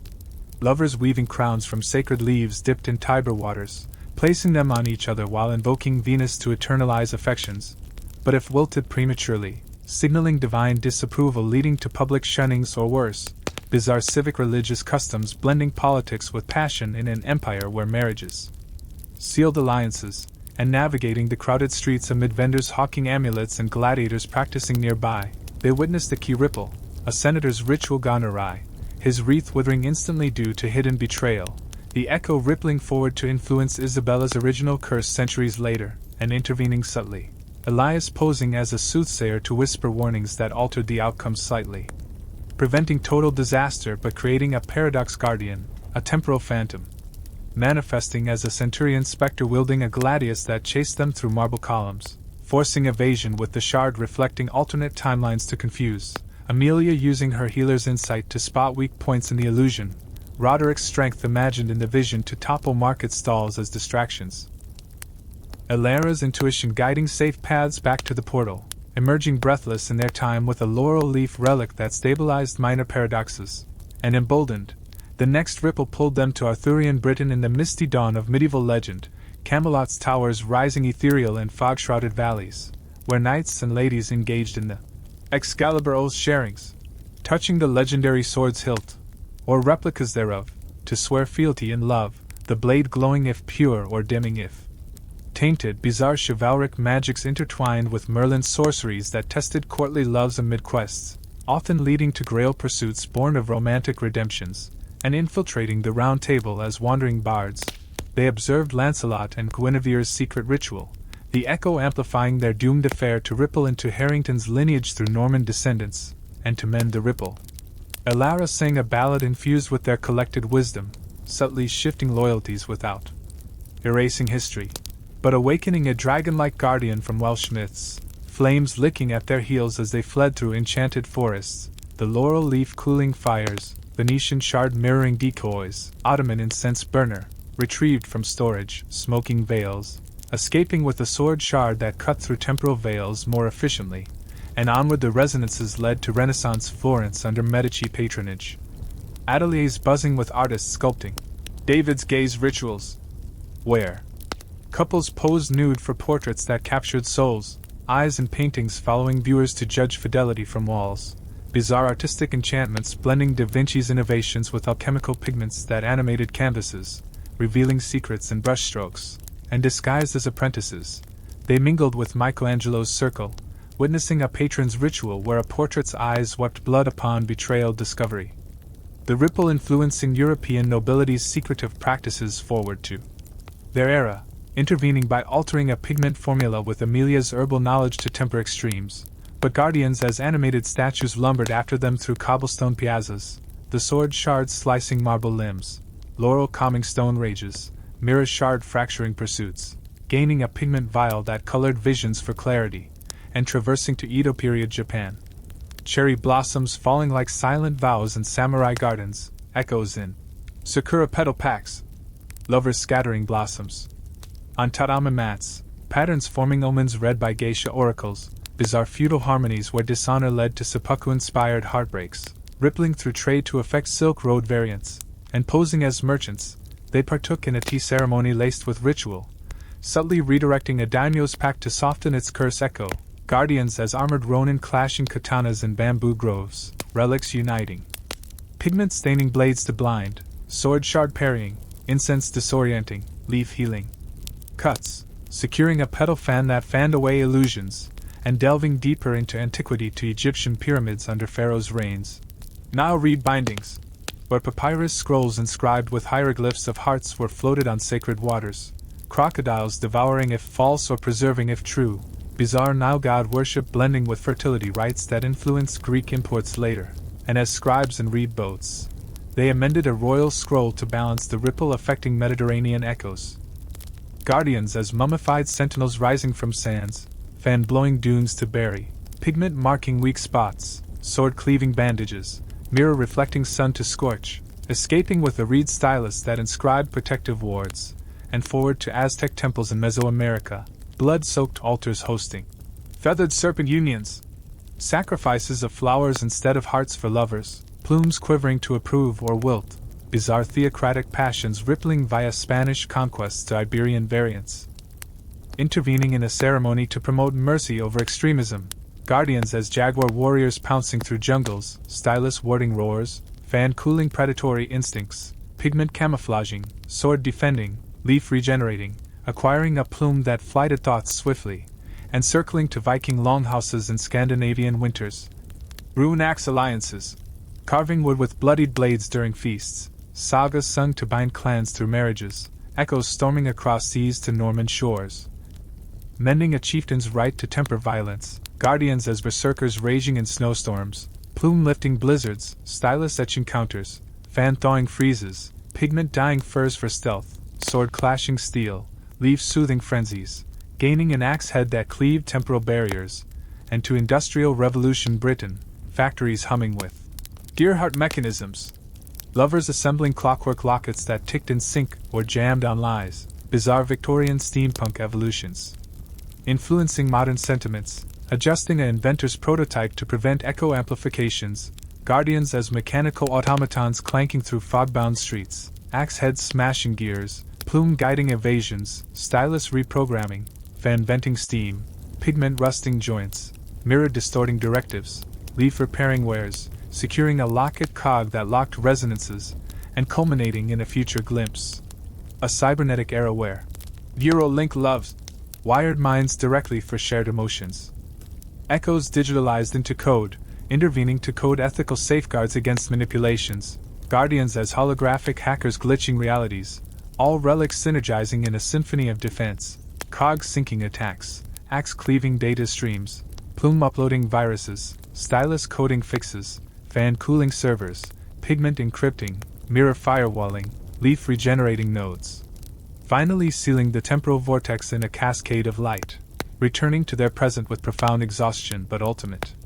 closure. Affections now truly free to riddle hearts without chains, the epic spanning infinities, Part 6 expanding boundless in narrative depths. Though love's whispers echo softly in eternity's embrace, though love's whispers echo softly in eternity's embrace, lingering like faint melodies from a distant harp that strummed the strings of fate across boundless realms, and as decades slipped by in the serene tapestry of their lives. With Elias now an elderly sage whose white beard framed a face etched with the wisdom of countless adventures, Alara by his side as a matriarch whose gentle hands had nurtured not just their children but grandchildren who filled the Harrington Castle with joyous chaos, Amelia having established a network of healers across Europe drawing from the relic's faded essences to soothe ailments of the heart and body alike, and Roderick passing the estate's mantle to his own heirs while retiring to chronicle their epics in volumes that blended fact with the fantastical. A profound stillness was shattered one crisp autumn morning when Elias, poring over an ancient map in the library that had mysteriously unfurled itself overnight, felt a familiar thrum from the inert amulet he still wore as a keepsake, its gem flickering to life with an otherworldly luminescence that cast shadows dancing like spectral lovers on the walls, revealing hidden inscriptions on the map that pointed not to earthly locations or historical epochs but to parallel dimensions, where variants of the bizarre love rituals had branched into multiversal echoes, bizarre divergences born from quantum choices in pivotal moments of history, such as alternate timelines where Isabella's betrayal succeeded fully, spawning realities dominated by eternal bindings that enslaved souls in perpetual passion or pain, hooking Elias and his companions into a cosmic quest that transcended time and space, compelling them to rally once more despite their advanced years, for the amulets. Revival warned that these multiversal resonances could bleed into their own reality, unraveling the hard-won peace like threads pulled from a cosmic loom, and with youthful vigor restored temporarily through a lingering mantra from their Asian forays, the quartet, now augmented by select descendants trained in the lore, activated the sword shard as a dimensional key, stepping through a shimmering rift into the first alternate realm. A steampunk Victorian London where fog-choked streets buzzed with airships and gear-driven automatons, lovers performing the cogwheel covenant, interlocking brass mechanisms engraved with vows that synced movements like clockwork, halting if deceit crept in to cause mechanical failures leading to tragic accidents amid industrial sprawls, a bizarre fusion of Dickensian romance with Babbage's engines that rippled distortions back to their timeline through shared historical figures like alternate Queen Victoria whose arranged marriages enforced by such devices altered colonial paths, and navigating cobbled alleys amid top-hatted gentlemen and corseted ladies, they witnessed a key divergence, an inventor's ritual malfunction exploding in a square, the echo threatening to cascade paradoxes, intervening by recalibrating the cog with their relic arsenal, the locket cog from their temporal jaunts meshing perfectly to stabilize. But awakening multiversal guardians as steam-powered golems clanking with relentless pursuit, pistons hissing like angry serpents, forcing evasion through sewer tunnels where Roderick's enduring strength wrenched grates open, Amelia's healing elixirs countering corrosive vapors, Alara's intuitive visions mapping escapes, Elias quoting altered Shakespeare to confuse AI-like sentinels, emerging victorious with a brass key that unlocked further rifts, and propelled into a cybernetic future parallel where neon-lit megacities pulsed with holographic billboards, echoes manifesting as Neural Nexus bonds, implants linking minds and virtual realities for shared dreams, but glitching into nightmares if loyalty wavered, bizarre digital evolutions from their glimpsed future now. Fully realized in this branch, influencing AI overlords who use them for population control, rippling code corruptions back to their world's nascent technologies, and hacking into a virtual hub disguised as avatars in a simulated ballroom, they observed a hacker couple's ritual crashing servers citywide, mending by uploading ethical algorithms via the Plume's data flight. But Guardians as antivirus drones swarming like digital bees, lasers zapping through cyberspace, the quartet's relics. Adapting, pigment vial encrypting firewalls, fan cooling overheated nodes, stylus coding countermeasures, axe heads slashing virtual barriers, laurel leaf regenerating avatars, securing a neural chip that processed multiversal data streams, and delving into a fantasy medieval variant where dragons soared over enchanted kingdoms, rituals like dragonfire pacts, where couples breathed flames from tame WIRMS to forge rings that burn unfaithful fingers, bizarre mythical magics diverging from their Arthurian visit when Merlin's spells went unchecked, rippling fantastical elements into their reality's folklore, and as questing knights in armor conjured by the Reed Stylus's wards, they aided a royal wedding ritual threatened by a jealous sorcerer, balancing the fire with incantations from the mantra scroll, guardians as griffin riders diving from skies, the plume granting aerial dodges, fan whipping gusts, pigment camouflaging scales, sword clashing talons, mirror shard reflecting spells, escaping with a dragon scale that shielded against elemental echoes, and onward to a post-apocalyptic wasteland parallel, scarred by nuclear shadows where survivors huddled in bunkers, performing radiation rose rituals, planting mutated flowers in irradiated soil watered with mingled tears, blooms glowing to signify safe unions or withering into toxins for doomed ones, bizarre survivalist loves born from Cold War divergences that echoed environmental cautions back, and scavenging through ruins amid massed nomads, they facilitated a clan's pact to prevent a poisonous outbreak, using the chalice's purifying waters to cleanse soil, but guardians as irradiated mutants lumbering with glowing eyes, the scale deflecting radiation, cog timing evasions, axe cleaving limbs, stylus marking weak zones, fan dispersing toxic clouds, pigment mutating appearances for stealth, gaining a rose thorn that pricked illusions awake, and traversing to an underwater Atlantean realm where merfolk swam in crystal domes, coral current commitments, involving weaving seaweed crowns charged by ocean currents that shocked betrayers, bizarre aquatic divergences from Nile rituals evolved in submerged myths, rippling tidal anomalies to their world seas, and finned by temporary gills from bioluminescent algae in Amelia's kit, they dove to mediate a royal binding disrupted by undersea quakes, stabilizing currents with the incense burner's rhythmic pulses. Guardians as kraken tentacles coiling from depths, the thorn-piercing hides, scale armoring, cog-sinking swims, axe-chopping appendages, stylus charting flows, fan creating bubbles for breath, mirror reflecting bioluminescence to blind, securing a coral branch that conducted emotional currents, and into a spacefaring sci-fi parallel with starships warping through galaxies. Stellar synapse stars, where astronauts linked via telepathic helmets during hyperspace jumps, bonds forming constellations on screens that faded for disloyalty.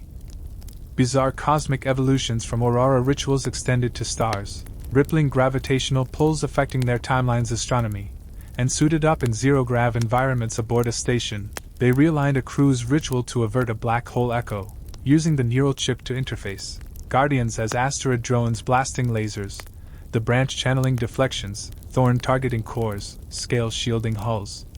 cog calibrating trajectories, axe breaching armors, stylus programming overrides, fan venting exhausts, pigment cloaking signatures, mirror warping space visuals, acquiring a star crystal that navigated void rifts, and to a prehistoric dawn world where cavemen gathered around fires. Primal pelt promises,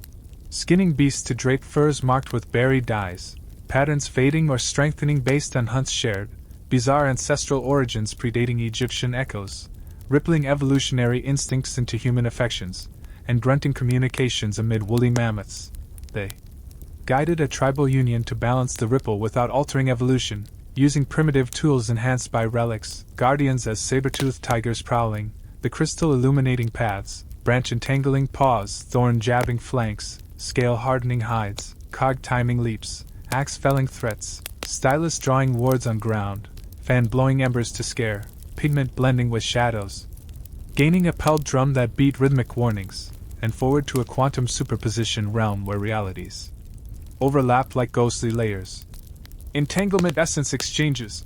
Lovers swapping quantum states to experience each other's perspectives, collapsing waveforms into unified bonds or chaotic splits, bizarre physics-based divergences from modern theories echoed back, and phasing through probabilistic mazes where paths existed and didn't, they entangle the pivotal experiments ritual to stabilize, relics quantum adapting, drum pulsing probabilities, crystal clarifying outcomes,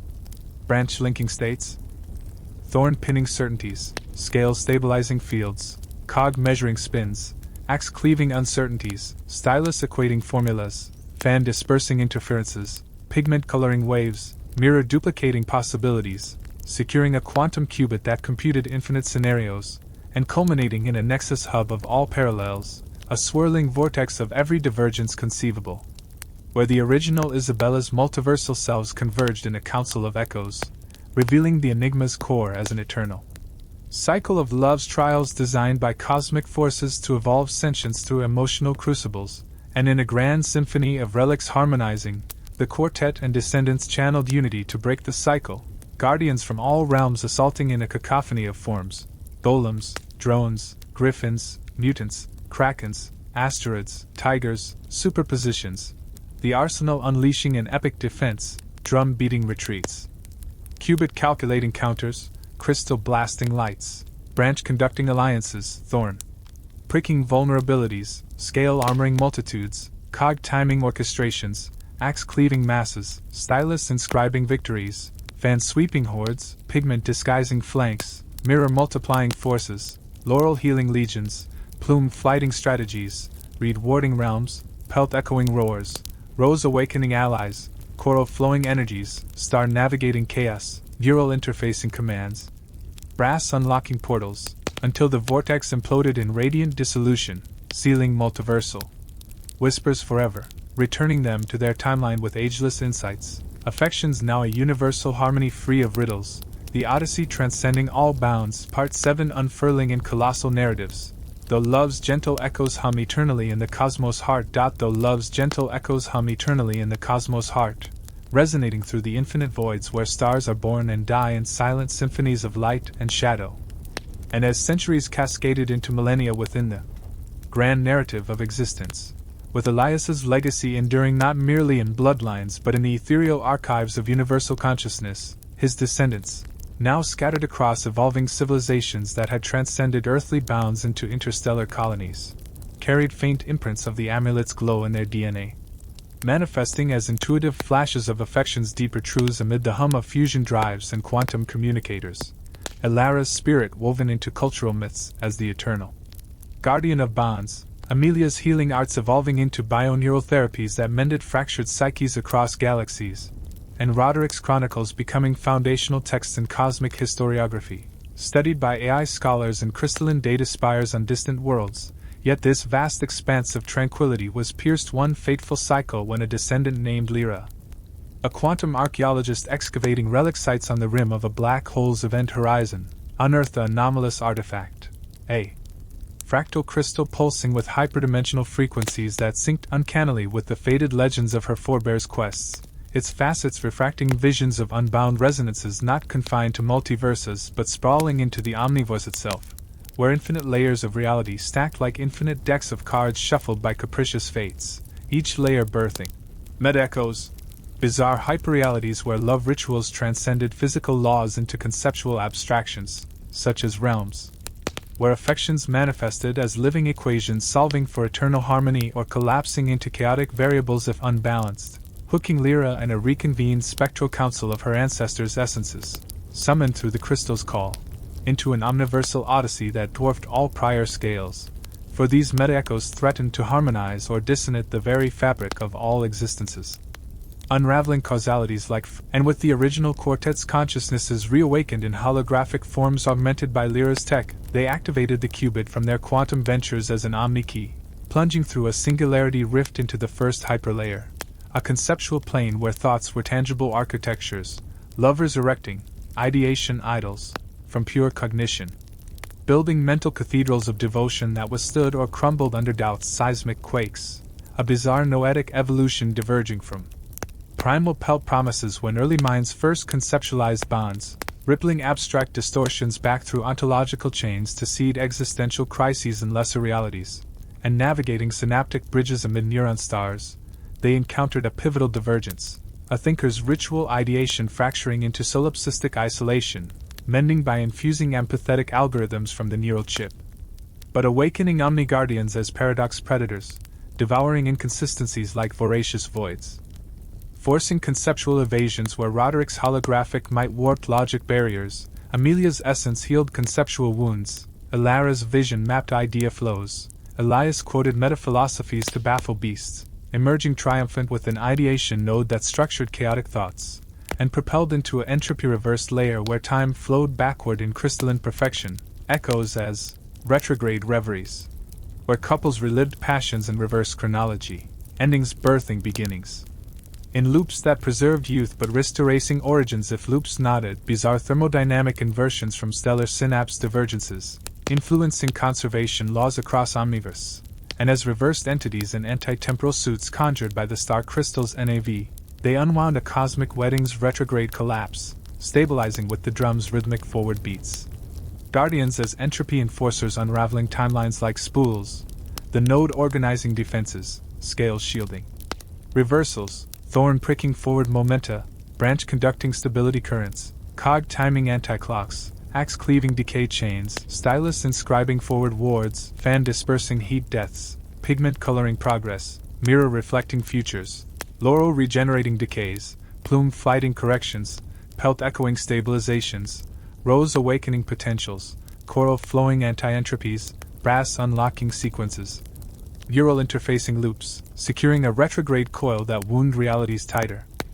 and delving into a probability cloud layer where existence is probabilistically superimposed in foggy uncertainties. Schrodinger's serenades,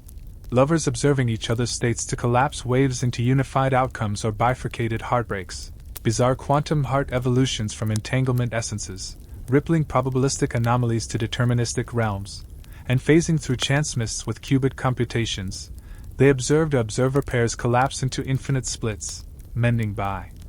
entangling with the coral branch's currents, guardians as uncertainty race fuzzing positions, the coil winding certainties, node structuring probabilities, crystal clarifying collapses, branch linking outcomes, thorn fixing states, scale armoring measurements, cog measuring spins, axe slicing superpositions, stylus equating observables, fan clearing fogs, pigment defining boundaries, mirror duplicating possibilities, laurel healing bifurcations, plume uploading determinisms, pelt drumming resonances, rose pricking awakenings, brass keying locks, neural chipping interfaces, gaining a probability nexus that weighted favorable odds, and onward to a fractal infinity layer where self-similar patterns repeated ad infinitum in Mandelbrot romances, recursive raptures, couples embedding vows in iterative algorithms that zoomed eternally deeper or escaped to surfaces if pure. Bizarre mathematical divinities diverging from glyph bindings, rippling scaling distortions across dimensional scales, and iterating through zoom levels with the ideation node structures, they rectified a fractal couple's infinite loop entrapment, iterating fixes with the pigment vial's infinite hues, guardians as escape velocity vortices sucking into depths, the nexus waiting escapes, coil winding paths, node organizing iterations, crystal illuminating zooms, branch conducting recursions, thorn piercing boundaries, scales shielding infinities, cog timing loops, axe cleaving cycles stylus, fractalizing wards, fan blowing divergences, pigment shading layers, mirror infinitely reflecting, laurel regenerating patterns, plume flighting scales, pelt echoing depths, rose awakening surfaces, coral flowing iterations, brass unlocking embeds, neural computing convergences, acquiring a fractal seed that germinated protective patterns, and into a void null layer where nothingness birthed potential in absent embraces, vacuum vows, lovers pledging in empty spaces that filled with quantum foam affections or imploded into singularities if voided, bizarre nihilistic nirvanas from primal voids, rippling creation from nothing to all, and hovering in antispaces with the retrograde coil's windings, they seeded a void pair's pledge to prevent collapse, filling with the fan's dispersive energies, guardians as annihilation antiparticles colliding realities, the seed germinating barriers. Nexus waiting existences, coil anti-winding voids, node structuring nothings, crystal lighting. Emptiness, branch conducting potentials, thorn pricking creations, scale shielding annihilations, cog timing births, axe cleaving antimatters, stylus inscribing from nulls, fan dispersing foams, pigment coloring vacua, mirror reflecting absences, laurel regenerating potentials, plume flighting births, pelt echoing silences, rose awakening blooms, coral flowing quanta, brass keying portals. Ural interfacing zeros, securing a void essence that filled existential gaps, and traversing to a symphonic harmony layer where vibrations orchestrated universal symphonies, melodic mergences, couples composing notes from heartbeats that harmonized cosmoses or dissonated into cacophonies, bizarre sonic divinities from drumbeat bounds evolved, rippling vibrational strings through superstring theories, and conducting through orchestral voids with the pelt drum's beats. They tuned a composer pair's symphony to resolve discords, harmonizing with the stylus's inscriptions, guardians as dissonance demons shattering frequencies, the essence filling silences, seed germinating tunes, nexus waiting chords, coil winding melodies, node structuring scores, crystal resonating notes, branch conducting waves, thorn pricking sharps, scale armoring flats, cog timing rhythms, axe cleaving noises, stylus notating harmonies, fan blowing acoustics, pigment tinting timbers, mirror echoing refrains, laurel healing discords, plume fighting solos, pelt drumming ensembles, rose awakening, crescendos, choral flowing vibrations, brass keying octaves, neural syncing synapses, gaining a symphony score that orchestrated defenses, and to a luminous light weave layer where photons wove tapestries of illumination, photonic pledges, lovers threading light beams into eternal knots that refracted rainbows of devotion or diffracted into darkness if shadowed, bizarre luminous legacies from aurora veils, rippling electromagnetic spectra across continua, and weaving through prism mazes with the mirror shards' reflections. They knotted a luminous couple's pledge to prevent diffraction, illuminating with the crystal's blasts, guardians as shadow eclipses swallowing lights, the score orchestrating counters, essence filling shades, seed germinating glows, nexus waiting photons, coil winding beams, node structuring spectra, crystal prisming colors, branch conducting rays, thorn piercing darknesses, scale shielding dims, cog timing pulses, axe cleaving umbras, stylus inscribing lumens, fan dispersing fogs, pigment coloring wavelengths, mirror refracting paths, laurel regenerating shines, plume flighting flares, pelt echoing radiances, rose awakening dawns, coral flowing luminosities, brass keying illuminations, neural interfacing optics, acquiring a photonic thread that wove protective veils, and culminating in the omninexus core. A confluence of all hyperlayers where metasabellas convened in infinite facets, unveiling the enigma as a primordial force of evolution, loves, trials forging consciousness from chaos, and in a transcendent convergence of all relics symphonizing, the expanded alliance unleashed against omni-guardians in a multiform maelstrom, predators, enforcers, wraiths, vortices, antiparticles, demons, eclipses, and more, the arsenal blazing in cosmic crescendo, score conducting battles, thread weaving alliances, essence filling voids, seed germinating realms, nexus waiting wars, coil winding fates, node structuring chaos, crystal blasting infinities, branch conducting omnivores, thorn pricking eternities, scale shielding cosmoses, cog timing eons, axe cleaving infinities, stylus inscribing destinies, fan dispersing abysses, pigment coloring existences, mirror reflecting boundless, laurel regenerating all, plume flighting transcendences, pelt echoing universes, rose awakening infinities, coral flowing eternals, brass unlocking absolutes, ural interfacing omnisciences, qubit computing absolutions, dragon scale armoring hyper realities, rose thorn awakening metatruths, coral branch conducting hypercurrents, star crystal navigating omnivoids, pelt drum beating primal rhythms, reed stylus warding conceptual abysses, plume flighting quantum leaps, laurel leaf healing omni-wounds, mirror shard reflecting hyper-illusions, pigment vial coloring abstract canvases, fan venting existential heats, stylus equating meta-equations, axe head cleaving conceptual chains, cog locking probability gates, branch linking omni-states, thorn fixing hypercertainties, scale stabilizing fractal infinities, node organizing void nothings, coil anti-winding entropy deaths, nexus waiting, luminous probabilities, essence birthing symphonic vacuums, score harmonizing photonic melodies, thread illuminating recursive weaves, until the nexus harmonized in sublime unity, sealing meta-echoes eternally, returning the heroes to their continuum with omnipotent serenity, affections a cosmic constant unbound by riddles, the saga ascending to unfathomable pinnacles. Part 8 expanding into hyperbolic expanses, though love's harmonious hums resonate infinitely in the omnicosmos boundless.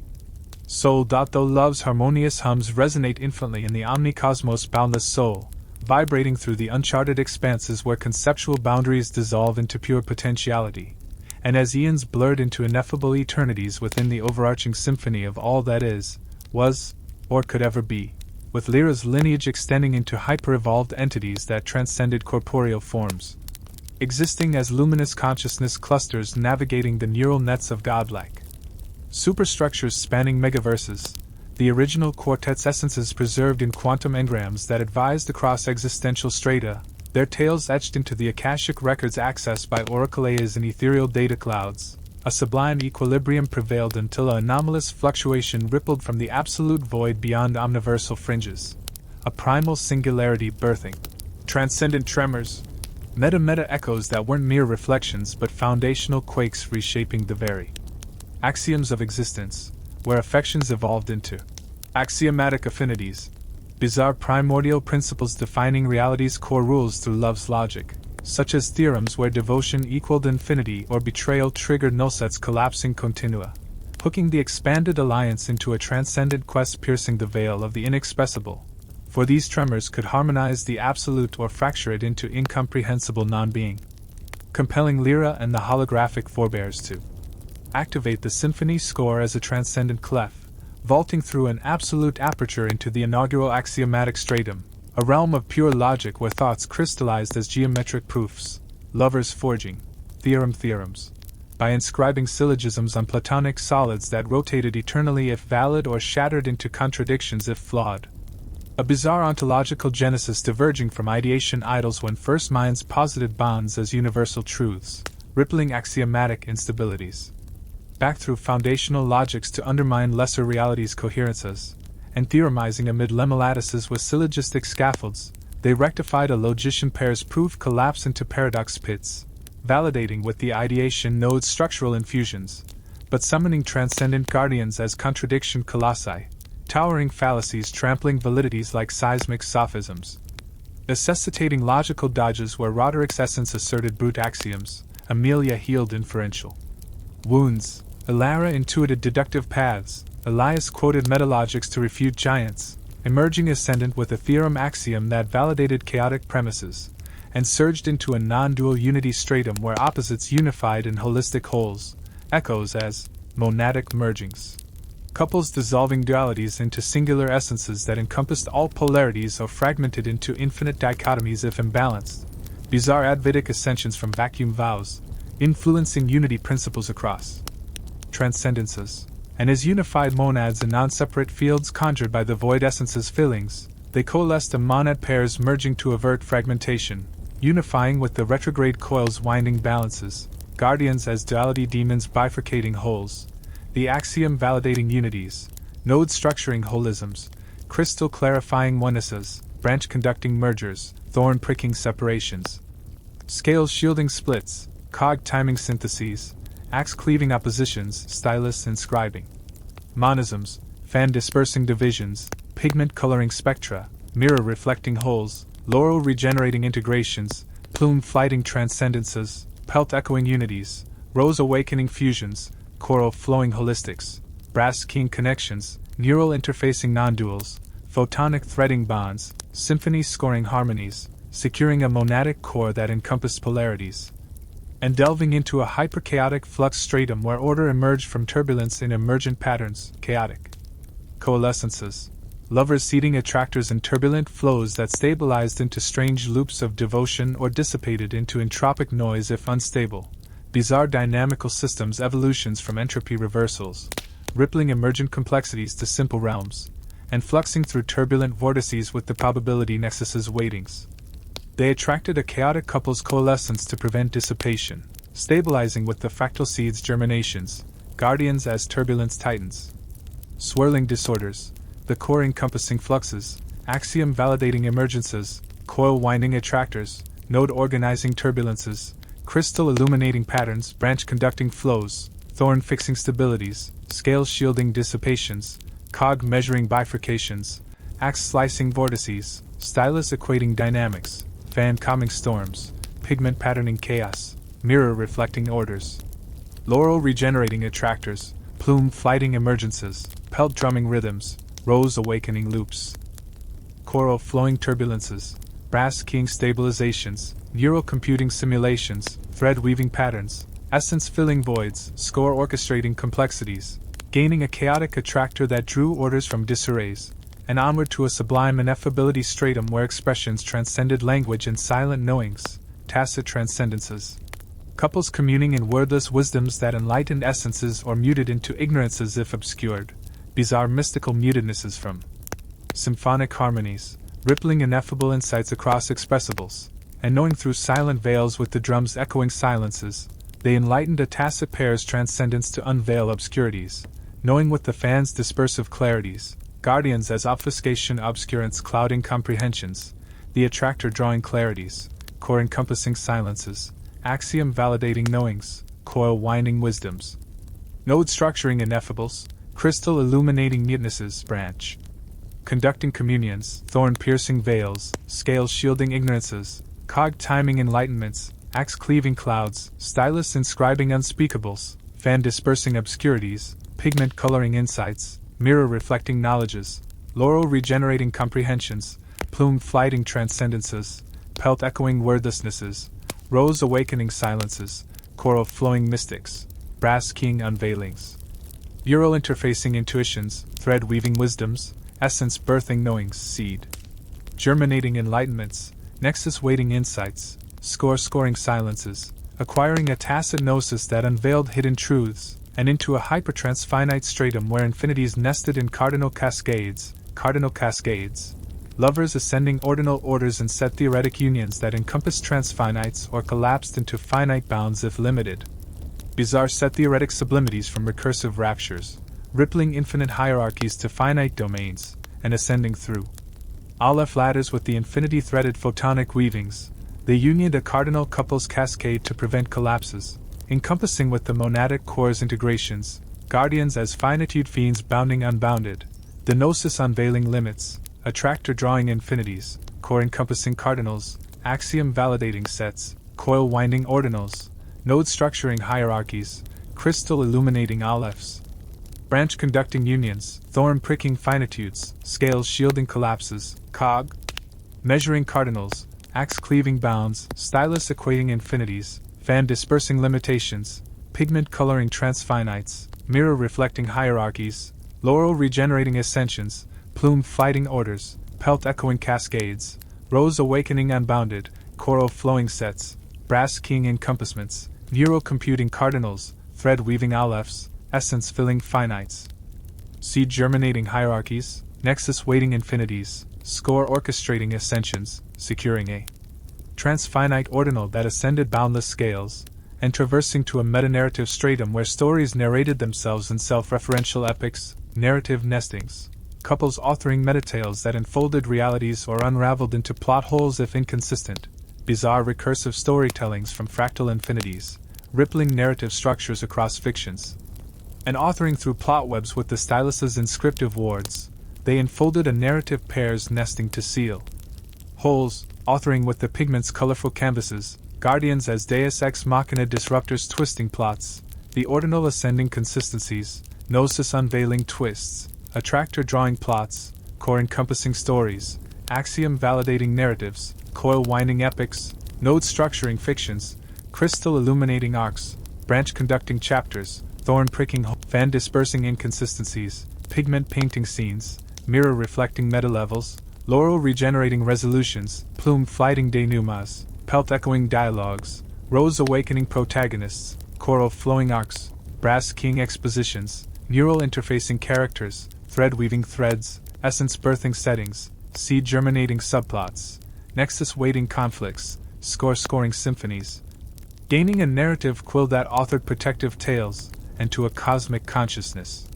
Stratum where awareness expanded and panpsychic pervades, panpsychic permeations, lovers infusing sentience into all matter, animating universes with collective affections or desensitizing into inertness if disconnected, bizarre conscious cosmoses from monadic mergings, rippling awareness waves through inanimates, and permeating through sentient fields with the neural chips interfacings.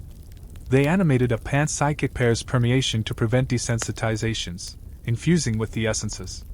Birthing potentials, guardians as apathy abysses dulling senses, the quill authoring awakenings, ordinal ascending awarenesses, gnosis unveiling connections, attractor drawing sentiences, core encompassing consciousnesses, axiom validating permeations, coil winding infusions, node structuring fields, crystal illuminating minds, branch conducting awarenesses, thorn pricking inertnesses, scale shielding desensitizations,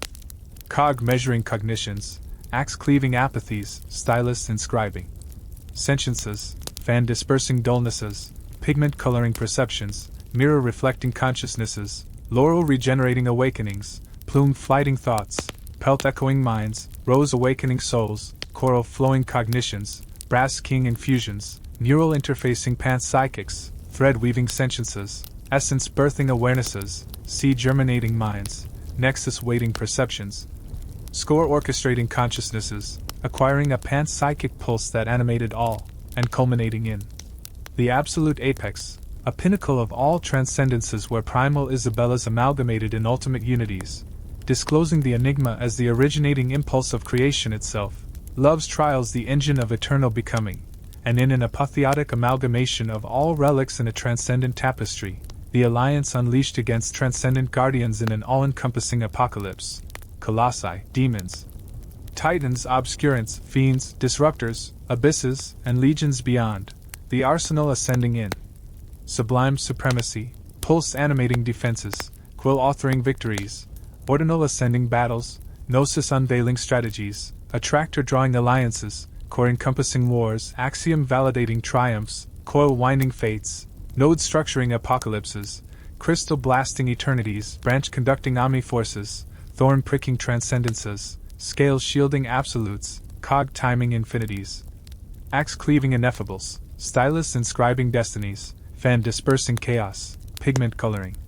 creations, mirror reflecting boundless, laurel regenerating all, plume flighting eternals, pelt echoing universes, rose awakening infinities, coral flowing absolutes, brass unlocking unities, neural interfacing omnis, thread weaving transcendences, essence birthing beings, seed germinating cosmoses, nexus weighting realities, score orchestrating ultimates, theorem validating logics,